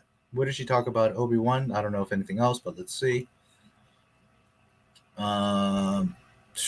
Mission Impossible. Lockdown skills. Why would you have done actor? Blah, blah, blah. Role. Offer, get up for time. Climate. Blah, blah, blah, blah, blah, blah. Okay, well, that's it. So what have we learned? That another person involved in Star Wars knows nothing about Star Wars. And even better,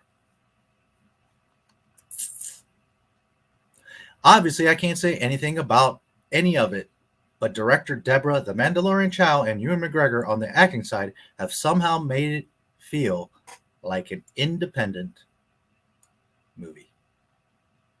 So, as we already knew what was going to happen, we're going to see Darth Vader and Obi-Wan have a side battle on Tatooine or somewhere in the galaxy, and then he's going to escape back to Tatooine, which he would have never left Tatooine, and they're going to open this big can of fucking worms, and they've already talked about that Leia's going to be in the show, and they're going to completely destroy the OT.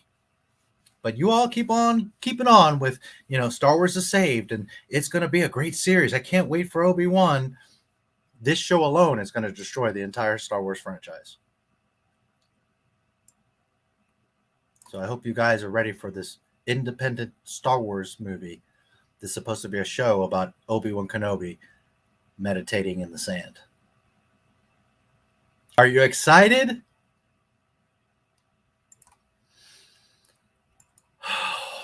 Fuck me.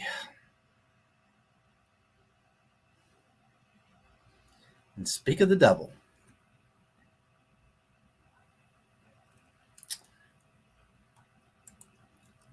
And if you really want Mom to be a character, make a series. Right. Solo Lost Money, Robot Chicken.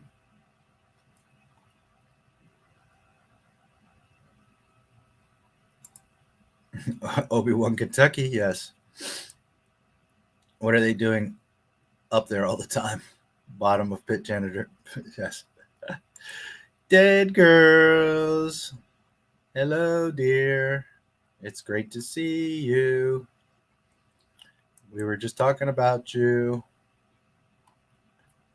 So there she is. She's a celebrity around these parts. It's so nice to see you, dead girls. I was telling the boys that we speak a little bit here and there. But it's always really great to see you here in the streams and that you've been okay. If Savage was in Solo instead, people would want to learn more about this character that's so new to them. They could even watch the Clone Wars for him. But no, it's Maul, so now they're confused when he died. Yes. How are you, dead girls? She sounds like a great choice to do Star Wars. Yeah, brilliant. Awesome. I love bringing people that don't know anything about Star Wars into Star Wars. It's fantastic. Meanwhile, there's a million people out here, girls that have cosplayed and love the franchise. Get that Star Wars girl. She knows everything about fucking Star Wars. That girl knows freaking Star Wars.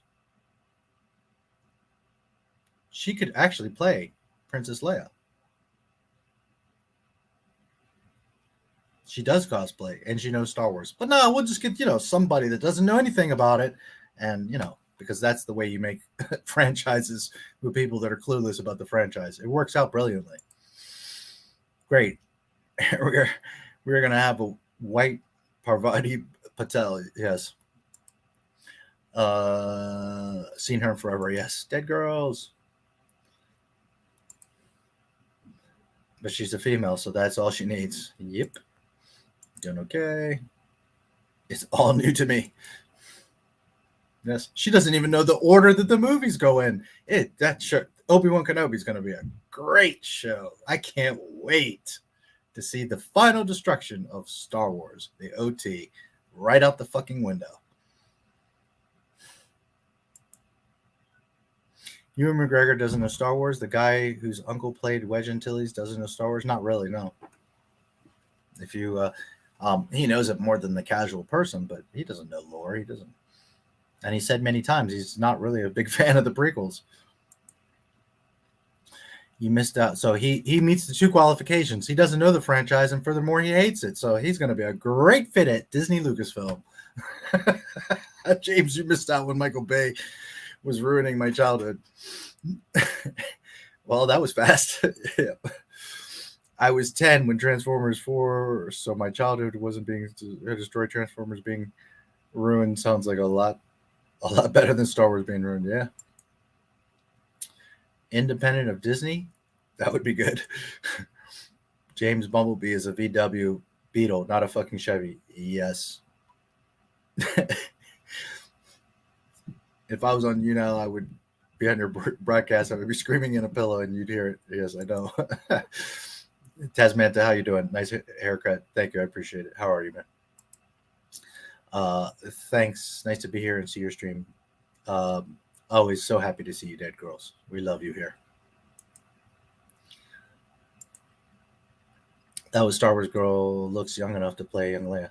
Yeah, maybe not a 10-year-old, but she certainly. I would rather see that Star Wars girl, pretty as hell and knows and loves Star Wars, playing than that CGI mess that they made. She would have been great in Rogue One. And she's not a professional actress, but she certainly could come out and say, "We have hope," and look like fucking Leia.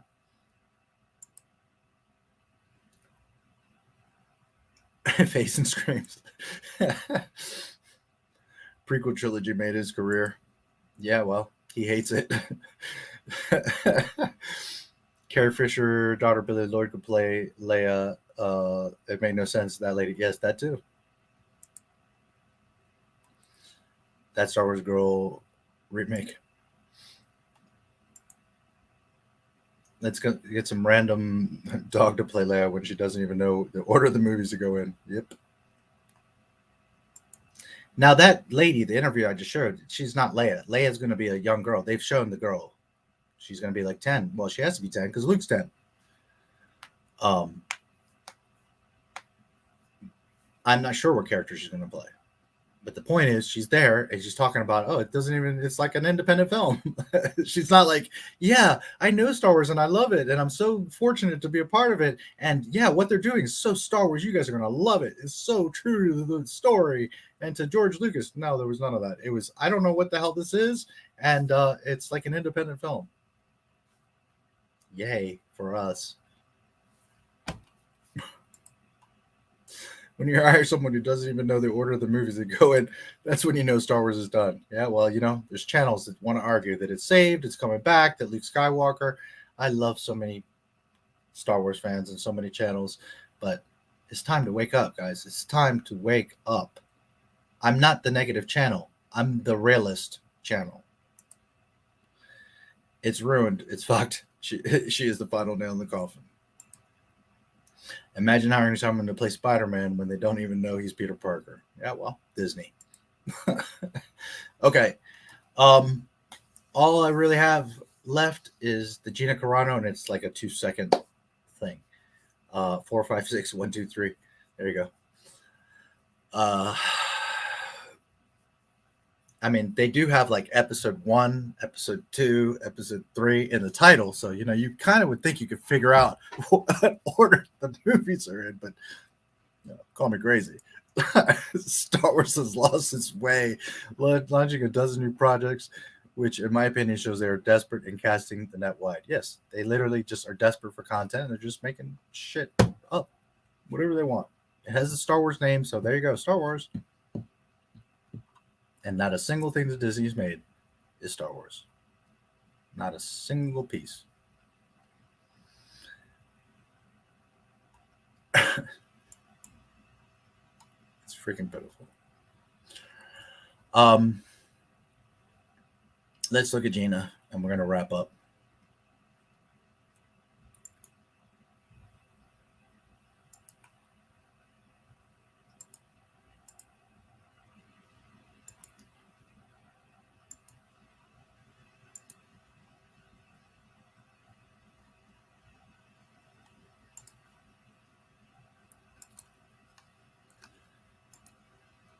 All right. So, you know, Gina posts a lot of things. She's a really awesome person and freaking gorgeous. And if you don't follow her Instagram, well, you might want to, because she's really awesome. And she certainly is very nice on the eyes. But outside of that, she's a really cool person, a strong person.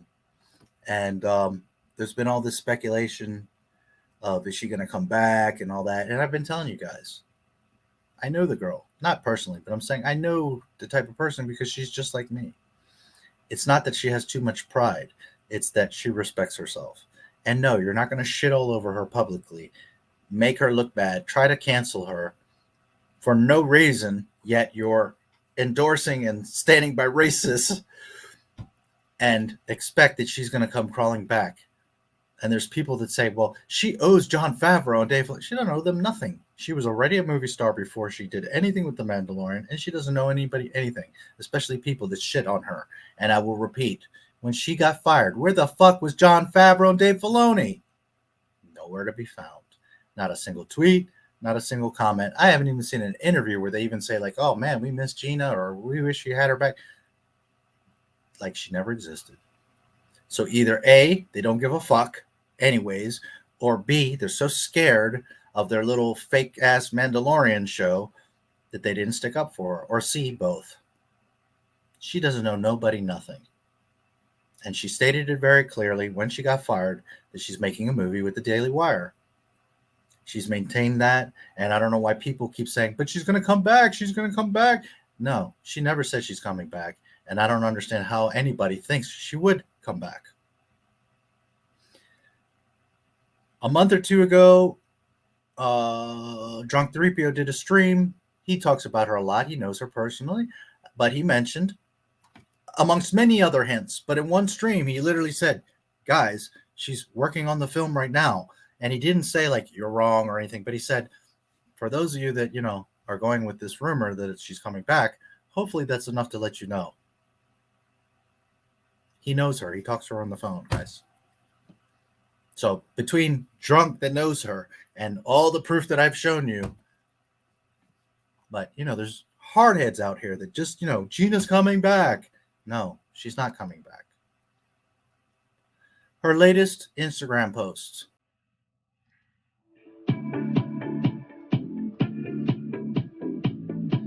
And boy, does she look gorgeous.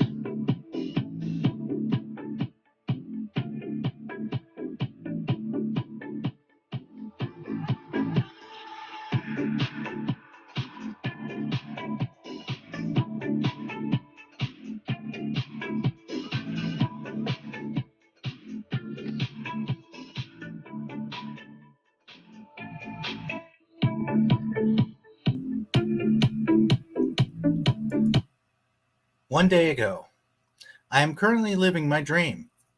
Thank you all for the support you've shown me all these years. I'm just going to go ahead and keep on going on as I have no plans on slowing down. Gina Carano. So your little delusions of Rangers of the High Republic or her coming back to Mandalorian or that she owes this or she does that or whatever and she's not anybody without Star. Well, look at this gorgeous, gorgeous woman that's about to put out her own movie. And she's saying it loud and proud. Fuck you, Disney. You done fucked up and lost the most popular character on your most popular show. That was a great move, Disney. And she always looks great, but good Lord, does she look gorgeous here. Woof. So, good luck with that, Dave Filoni and Jon Favreau that sat by and didn't speak up, didn't walk out, didn't make a tweet, didn't say nothing. Because as I've explained to you guys before, the day that she got fired, Jon Favreau should have picked up the phone and said, you bring her back right now, or I'm walking the fuck off the Mandalorian. And Bob Iger and Kathleen Kennedy and Chapek, all of their assholes would have puckered real tight because they ain't got nothing without the Mandalorian. The Bad Batch is a filler bullshit cartoon. Book of Boba Fett, well, we'll see what happens. But where did that come from? Because of the success of Mandalorian and the ability to do so. That day, Jon Favreau should have got on the phone and said, you fix this shit right fucking now or I'm out. He has the cards. Can you imagine the news that Jon Favreau walked off of the set of Mandalorian and said, fuck you? He had the power. And he didn't so much as write a tweet about it. Good for you, Gina. You go get him, baby girl. Fuck Disney. And I guarantee that movie is going to make more money and views than Black Widow and Mulan and all this nonsense they've been putting out. And boy, is Mickey Mouse going to be crying about it. Boy, is Disney going to be like, but COVID. Well, Gina ain't making no excuses. Remember the one that you accused that was telling people not to wear masks? Meanwhile, she's teaching people how to make masks. You remember that, Disney? You remember SJWs all over Twitter? Because I remember, and so does Gina. Go get him, baby girl. I'm proud of you. Fuck Disney.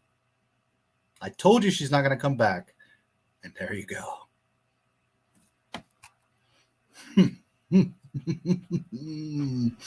Oh, I love it. I love it. Brie Larson zombie feet coming to Star Wars. Oh, she will be. No one knows anything about the Lando show. Yeah, that's kind of poofed. Half those things aren't going to happen. They just threw a bunch of shit out. Acolyte, I don't know that's going to happen, but we'll see. All I know is they dumped that gorgeous fox, sweetheart, intelligent, strong woman that was the most popular character on your most popular show, and yet they're defending racists and going to make a agenda woke fucking acolyte with Harvey Weinstein's personal assistant because Disney. Crap company now. Nothing like what Walt created it to be. It's the worst company to work for, and people need to leave it so they can either die or be cleaned out and restored to glory. All empires fall. Disney's days are numbered. They have several lawsuits against them. Now they have another one with Scarlett Johansson. Their own actresses are fucking suing them. They've pissed everybody off. And at some point, someone's going to come along and get them for being a monopoly. I don't know how it hasn't happened yet, but it will. Disney's days are numbered. Will they completely burn and be gone? Not necessarily, but they're going to get broken up. They're going to feel the pain. I cannot stress you guys how many times I say it. Everywhere you post, everywhere you look. Hashtag sell Lucasfilm. Squeeze the shit out of Mickey's nuts because right now he's on his knees and doesn't know where to go or what to do. We got him by the balls. Don't let up. Based. Good shit, Gina. And I don't think she watches it. She doesn't follow me on Twitter. She doesn't. It makes me kind of sad. I would think even before, okay, but when she got fired, she should have been like, not my Star Wars? Yep, I want to be his fan. She doesn't. I don't know that she looks at my stuff or knows me. But if Drunk sees this, if someone else sees it, or hopefully she sees it, good shit, baby girl. People tell me George Lucas knew everything that was going to happen in the Clone Wars. No, he didn't. He wasn't even involved in it. I asked someone to give me 3 examples how George Lucas retconned something. The first example was Clone Wars. When I told him Clone Wars isn't Star Wars, isn't GL Star Wars, he still asked that. Disney thinks we're just gonna sit there like good little boys who won't go wild. Yeah, well, I can't wait till her movie comes out. I can't wait to see people's reactions. Indeed, Gina was popular before Mando. Yeah, she did big budget movies. She was known.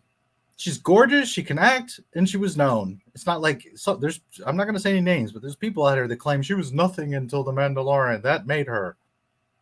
What rock do you live under? First saw in Fast and the Furious, yes. Even greater Deadpool, yes.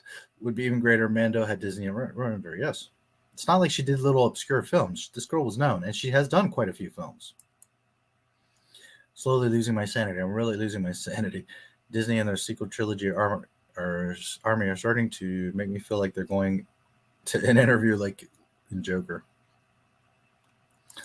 They get what they deserve. A droid tail. Oh yeah, like there are any of those in Star Wars. A New Hope is R2-D2's tail. That's a droid's tail. Star Wars is R2-D2's tail. Sell Lucasfilm, guys. You gotta just rub Mickey's nose in it. Everyone you know. You gotta make that hashtag trend. You gotta make every post that people see that. And a lot of people are gonna get pissed and cuss you out and call you names and threaten you and blah blah blah. But you have to wear them the fuck down and just make them insane so that all they can think about and see in their dreams is sell Lucasfilm. To the point where the fans start to get it and understand that that can happen. But you got to pressure Disney. You got to stop looking at their shit, stop buying their shit, and force them to where they just can't make a dime off of it, that they got to sell it. Grab them by the balls and hearts and minds will surely follow. There you go. The sequel trilogy fans and the Clone War fans are the people that really try to push me off a cliff. Give it time, dude. She might learn of you eventually. She's already befriended her. I'm not saying she doesn't know me. I'm just saying she doesn't follow me on Twitter, and I've tagged her. At this point, she knows of me, but she doesn't seem to want to connect, which kind of makes me sad. Not because I'm pressed on knowing a celebrity or having her as a contact or anything like that. It just makes me sad because I, of all people, told you so and defend her. I'm going on hunger strike. I say her character in Deadpool, Angel, might have developed a crush on Colossus, even as she was crushing his balls with that punch. Anakin Skywalker, R2-D2 are the whole focus of the saga. Star Wars is about Rey's hand. Yeah, get it right, dude. Hey, Chris, what's up, buddy? I'm actually going to be finishing up this stream here in a moment, but it's good to see you over here. How are you, man? I paced around thinking how something we all love is going down the hills this badly. I have never seen a franchise sink this low in Star Wars. Yeah. Unfortunately, being the biggest, baddest thing that ever existed, it's the one that's going to fall the hardest. I'm great, man. Good to see you.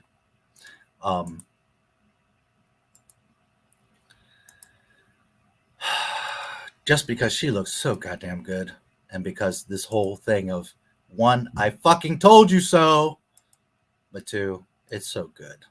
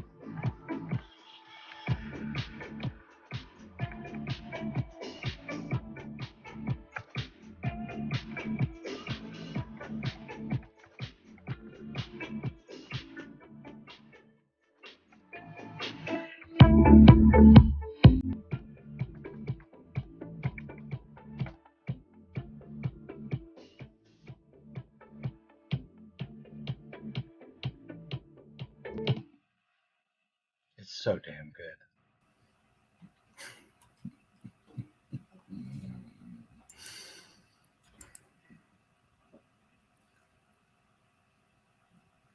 Conspiracy when I wake up Saturday morning. That's on YouNow.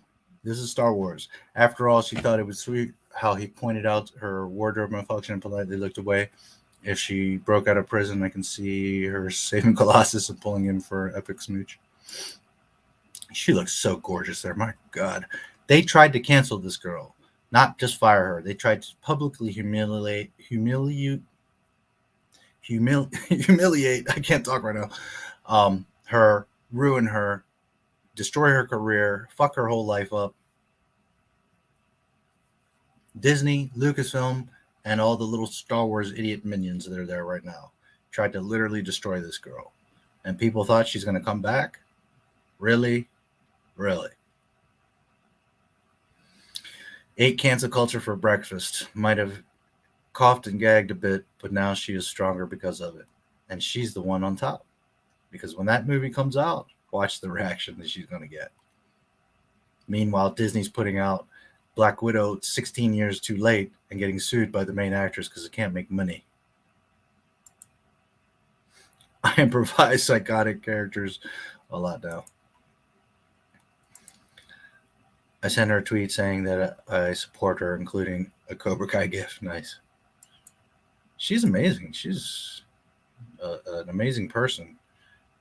Such a sweetheart, so smart, so real to the point. She doesn't mess around. Huge heart. And they tried to destroy this girl.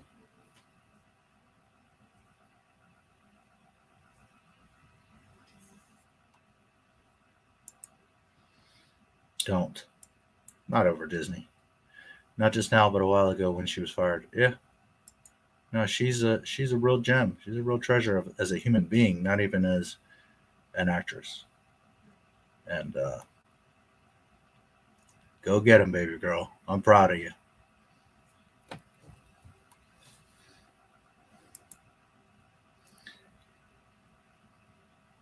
Because they were jealous. Because she was the very thing that they are hypocritical about. They don't want strong women. They want people to follow their agenda and to do as they say, to fall in line. And she wasn't that. She was outspoken. And she made a tweet that was, well, it wasn't. It was an Instagram post. Somebody else tweeted it. Just referring to, you have to keep things in check or your own neighbors are going to be turning against you. And they turned it into this whole, like, it's a Jewish racism thing, and she's comparing Jews and Nazis and all this thing. They made it this whole thing. Meanwhile, Pedro Pascal is calling 75 million Americans Nazis. And it's all good. And Christina Ariel is, cussing on tweets and saying, fuck you white people, you don't know what it's like, and this, you piece of shit, blah, blah, blah, blah, blah. And Disney's like, oh, we support her. We stand with Christina Ariel.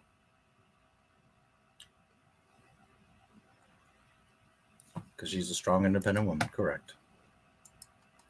What's up, bro? Hey there, all. Never forget to like these Star Wars, these streams. Yes, you're unfortunately here at the end, but there's a replay, and you know how to find me anyways. I thought you were talking about the other girl. Now I know you mean Gina. Yes, Gina. What other girl? The Obi-Wan Kenobi girl?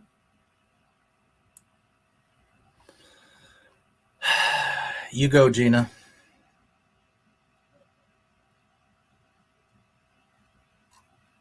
I wish you much success. I hope that movie makes $1 trillion freaking dollars. And Disney just freaking cries about it. I don't know what it's about, what it's going to be. But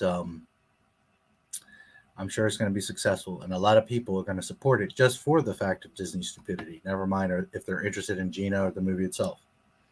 But she's a smart girl. She has a big heart. I'm sure that it's going to be a passion project, and it'll be something interesting. Is it going to be the most amazing thing we've ever seen? I don't know. But she's got power. She's got the money to back it. She's got resources, connections, and She's got the fandom. And that's something that Disney Lucasfilm does not have. She literally has the fandom. So guys like me, Drunk 3PO, and many others are going to stand with her and boost her up and blow her shit up when it comes out. Disney's fucked, and they know it. But you reap what you sowed. Now, don't you, Mickey Mouse?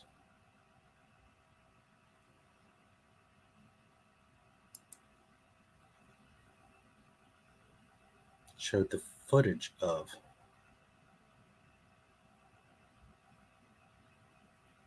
what I just showed, the girl with the hat. That's Gina Carano. What footage of? What are you talking about, James? You got me all confused. Scarlett Johansson is a strong woman. Don't know why Disney has a problem with her. Because they don't like strong women. They say they do, but they don't really. They don't like Luke Skywalker. They say they do, but yet in Lucasfilm offices, there's a big red X on his face. They say they support black people, yet on the China poster, John Boyega's this big.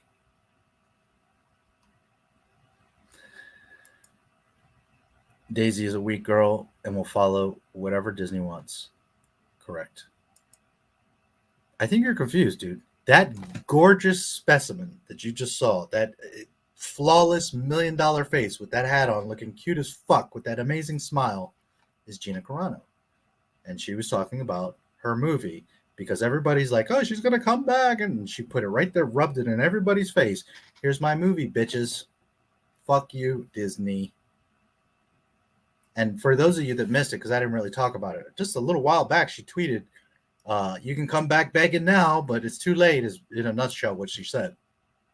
And people still didn't get the message. Well, I hope they get the message now.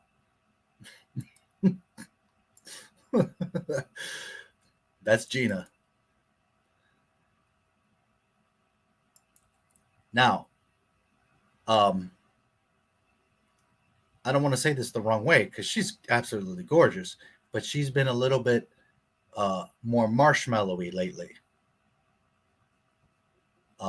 She looks fantastic, but in that picture you can see she's like very cut. I think she's like she's been working out again, or it's not that she was overweight. She's just been more marshmallowy lately, and her face looks thinner, and man, she looks gorgeous. Now it might be an illusion because of the hat or the lighting, but she looks a little bit thinner. And again, Gina, I'm not saying that you were overweight or look bad. You just were more marshmallowy. And I love marshmallows. Nothing wrong with that. I'm just saying that she looks a little bit more trim, and she looked extra gorgeous in that post. So maybe that's why you were kind of lost, because she looks a little bit different. But something really is messing with me. What's next? I mistake Bruce Willis for John Travolta. But maybe.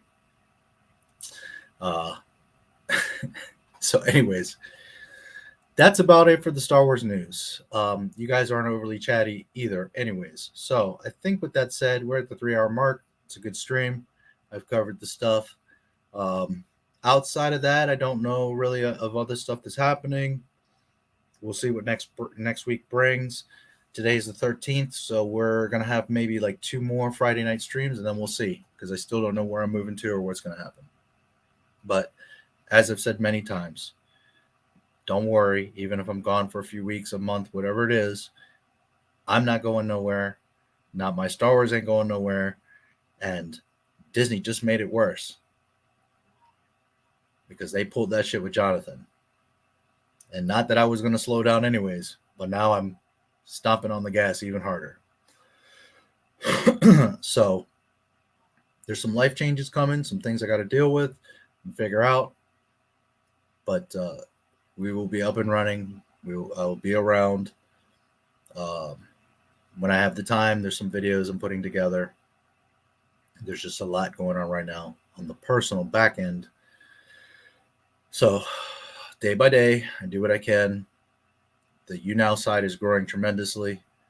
So I'm very much focused on that. I have to put my eggs in the basket that is reaping rewards right now. YouTube is not. But as you can see, I'm here.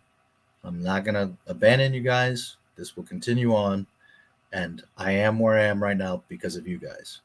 You guys wanted these Friday streams. I have always done them, and I will always continue to do so. Unless I meet a Gina Carano and she likes to go out on Friday nights, then we'll have to move the day or something. But outside of that, I'm here. Don't worry about it. What happened to the all-nighters? They just turned it. First of all, you guys aren't talking. Second, they turned in streams that were nothing about Star Wars, and that doesn't make sense. This is a Star Wars channel. If you want to talk about other stuff, come to YouNow. We talk about all kinds of stuff. But this is a Star Wars channel, and it needs to be focused on Star Wars. Yeah, or Disney. I just did a 24-hour stream 1 or 2 days ago, so it's not that I've slowed down. It's that I don't want to do Star Wars streams and go off onto other shit. 3 hours is good. We didn't go off topic too much. Yes. Also, remember that I don't make a dime off of doing these 12-hour streams, these long-ass streams, and you guys have to be fair to me too. I have to eat too. And I do this all for free, for the love and for you guys. And I don't resent you. I'm not throwing anything in your guys' faces, but also be considerate of me. That I spent massive amount of times making these videos and researching and doing the stuff that I do for you guys. I do it for me. I do it for Star Wars. I do it for George Lucas, of course. But remember that I don't make shit off of this. So, you know, I have to put my energy into what makes sense. So, with that said, I'm going to read your last comments.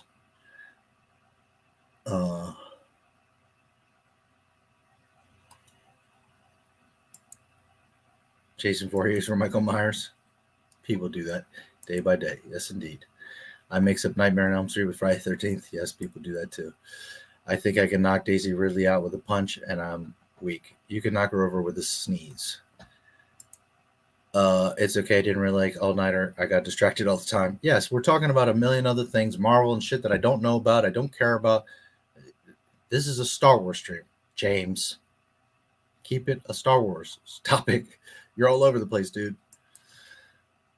Anyone, because I'm so damn weak. Well, Daisy, really, you could. I'm thinking of signing up for build an R2D2 in the 100 steps. Just know you're giving Disney money. I kind of like we are more Star Wars now than the random stuff. Yes, and I always have been. The thing is that I'm pretty smart and I know about a lot of things, and I love you guys, so I'm always happy to talk to you. You know, that's the thing. I always wanted to be open and be your friend and to talk about other things. But I also have to respect my own channel and what I built and the point of this. We also have to respect new viewers, that they come and they're like, oh, this is about Star Wars. And then it turns into, you know, it's my channel. I'll do what the fuck I want. But I'm just saying, being professional and being on topic is important, you know. It's not that it was hurting the channel, but it just doesn't make sense. It makes more sense to have a consumable 3-hour stream that everyone can enjoy and is on target, as opposed to, like, you know, I'm talking and I'm half asleep for 8 hours. Doesn't make sense, especially when I'm not making a dime off of it. I don't do this for the money. You guys know that. But I have to eat. I have to pay bills too.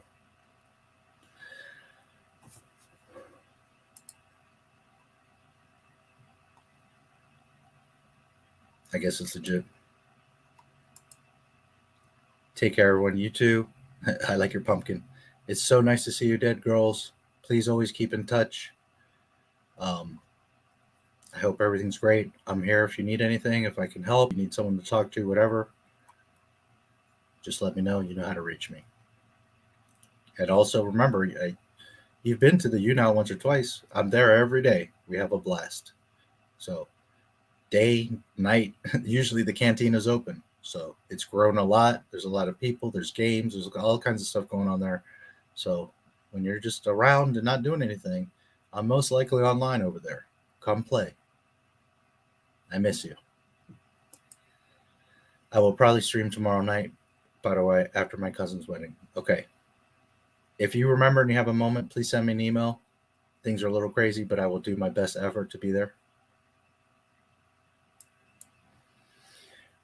Turns into a rant about bisexual Robin. Correct. And that's not really fair to me or Star Wars fans that come here for the news or whatever's happening. Because I don't do this, and the people that come here don't give a shit about bisexual Robin. They want to know about Star Wars. Hates a Bad Batch. Isn't he cute? I adopted him for the playground in the park. Disney owns Marvel. Yes. Loki destroyed the MCU. Disney hates Stan Lee. Disney hates everything. Literally. Like, I'm not exaggerating. They hate every fucking thing. And that's why they're destroying it all. They want everything to be in their image, in their way. They want you to believe that it's theirs, that they made it. That Marvel characters weren't popular until us. You know, nobody knew who Iron Man was before us. Right. Absolutely, dead girls. Send you a big hug and kiss. Yeah, let me know, private. I'll do my best, bro. You know, I try to support you guys as much as I can, too. Life is real crazy right now for me, but I will do my absolute best to come support. Disney hates everyone, including themselves, including the person that created it, Walt. Have a good evening. You too, bro. Always good to see you. Disney loves money. Well, that's true, but they ain't making any, so sometimes I wonder if they do, because they do everything counterintuitive to making money. China owns Disney, most likely. And burning it too. Yep. All right, guys.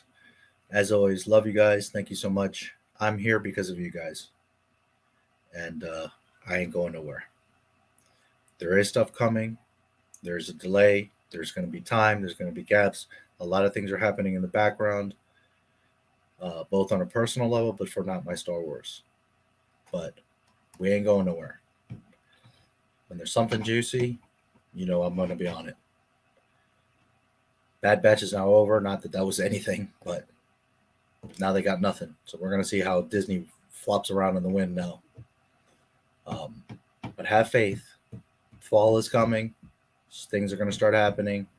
And like I said, I'm very excited for when Mark, Anthony Austin, and I do the Boba Fett series. That's going to be a lot of fun. 2 Boba Fett guys tearing Dave Filoni a new asshole. I promise you, you're going to be much more excited for that than the independent film called Obi-Wan Kenobi series. Tasmanta, have a great night. Greg, you're very welcome. My pleasure. Thank you, guys. I'm here because of you. Not just because you want me to be here, but because without you, anything I do, it doesn't mean anything. So thank you as always for the support. We will do it again next Friday. If anything comes up, of course, I will make a video or talk about it or stream, whatever. But in the meantime, be good. Sell Lucasfilm. That's all I can tell you guys. Just remind them every day, everywhere you go, everyone you talk to, every post you make, sell Lucasfilm. And we had ideas going up on the board and Daniel scribbling dinosaurs. It was so great.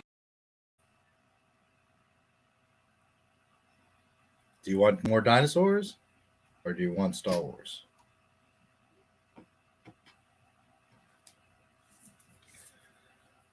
I know what I want. Baby Jen hates this part of the stream.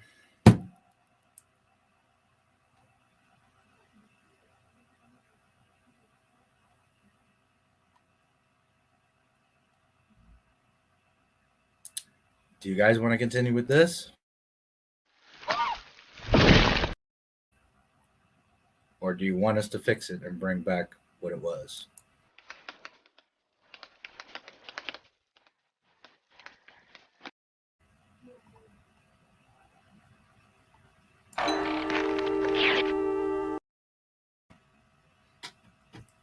Don't worry.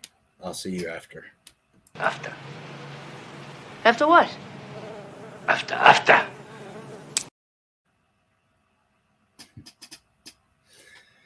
Be good. We will talk soon. And remember what Bree says. Please like the video if you liked it. If you didn't like it, keep your comments to yourself. And I'm sure I speak for the lovely Gina Carano and my good friend Jonathan Rinzler. Why do I do this? Why?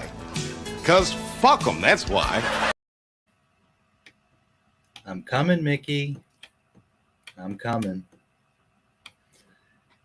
May the force be with you guys, and I will see you next week. Be good. Please like, subscribe, and comment on the video. May the force be with you.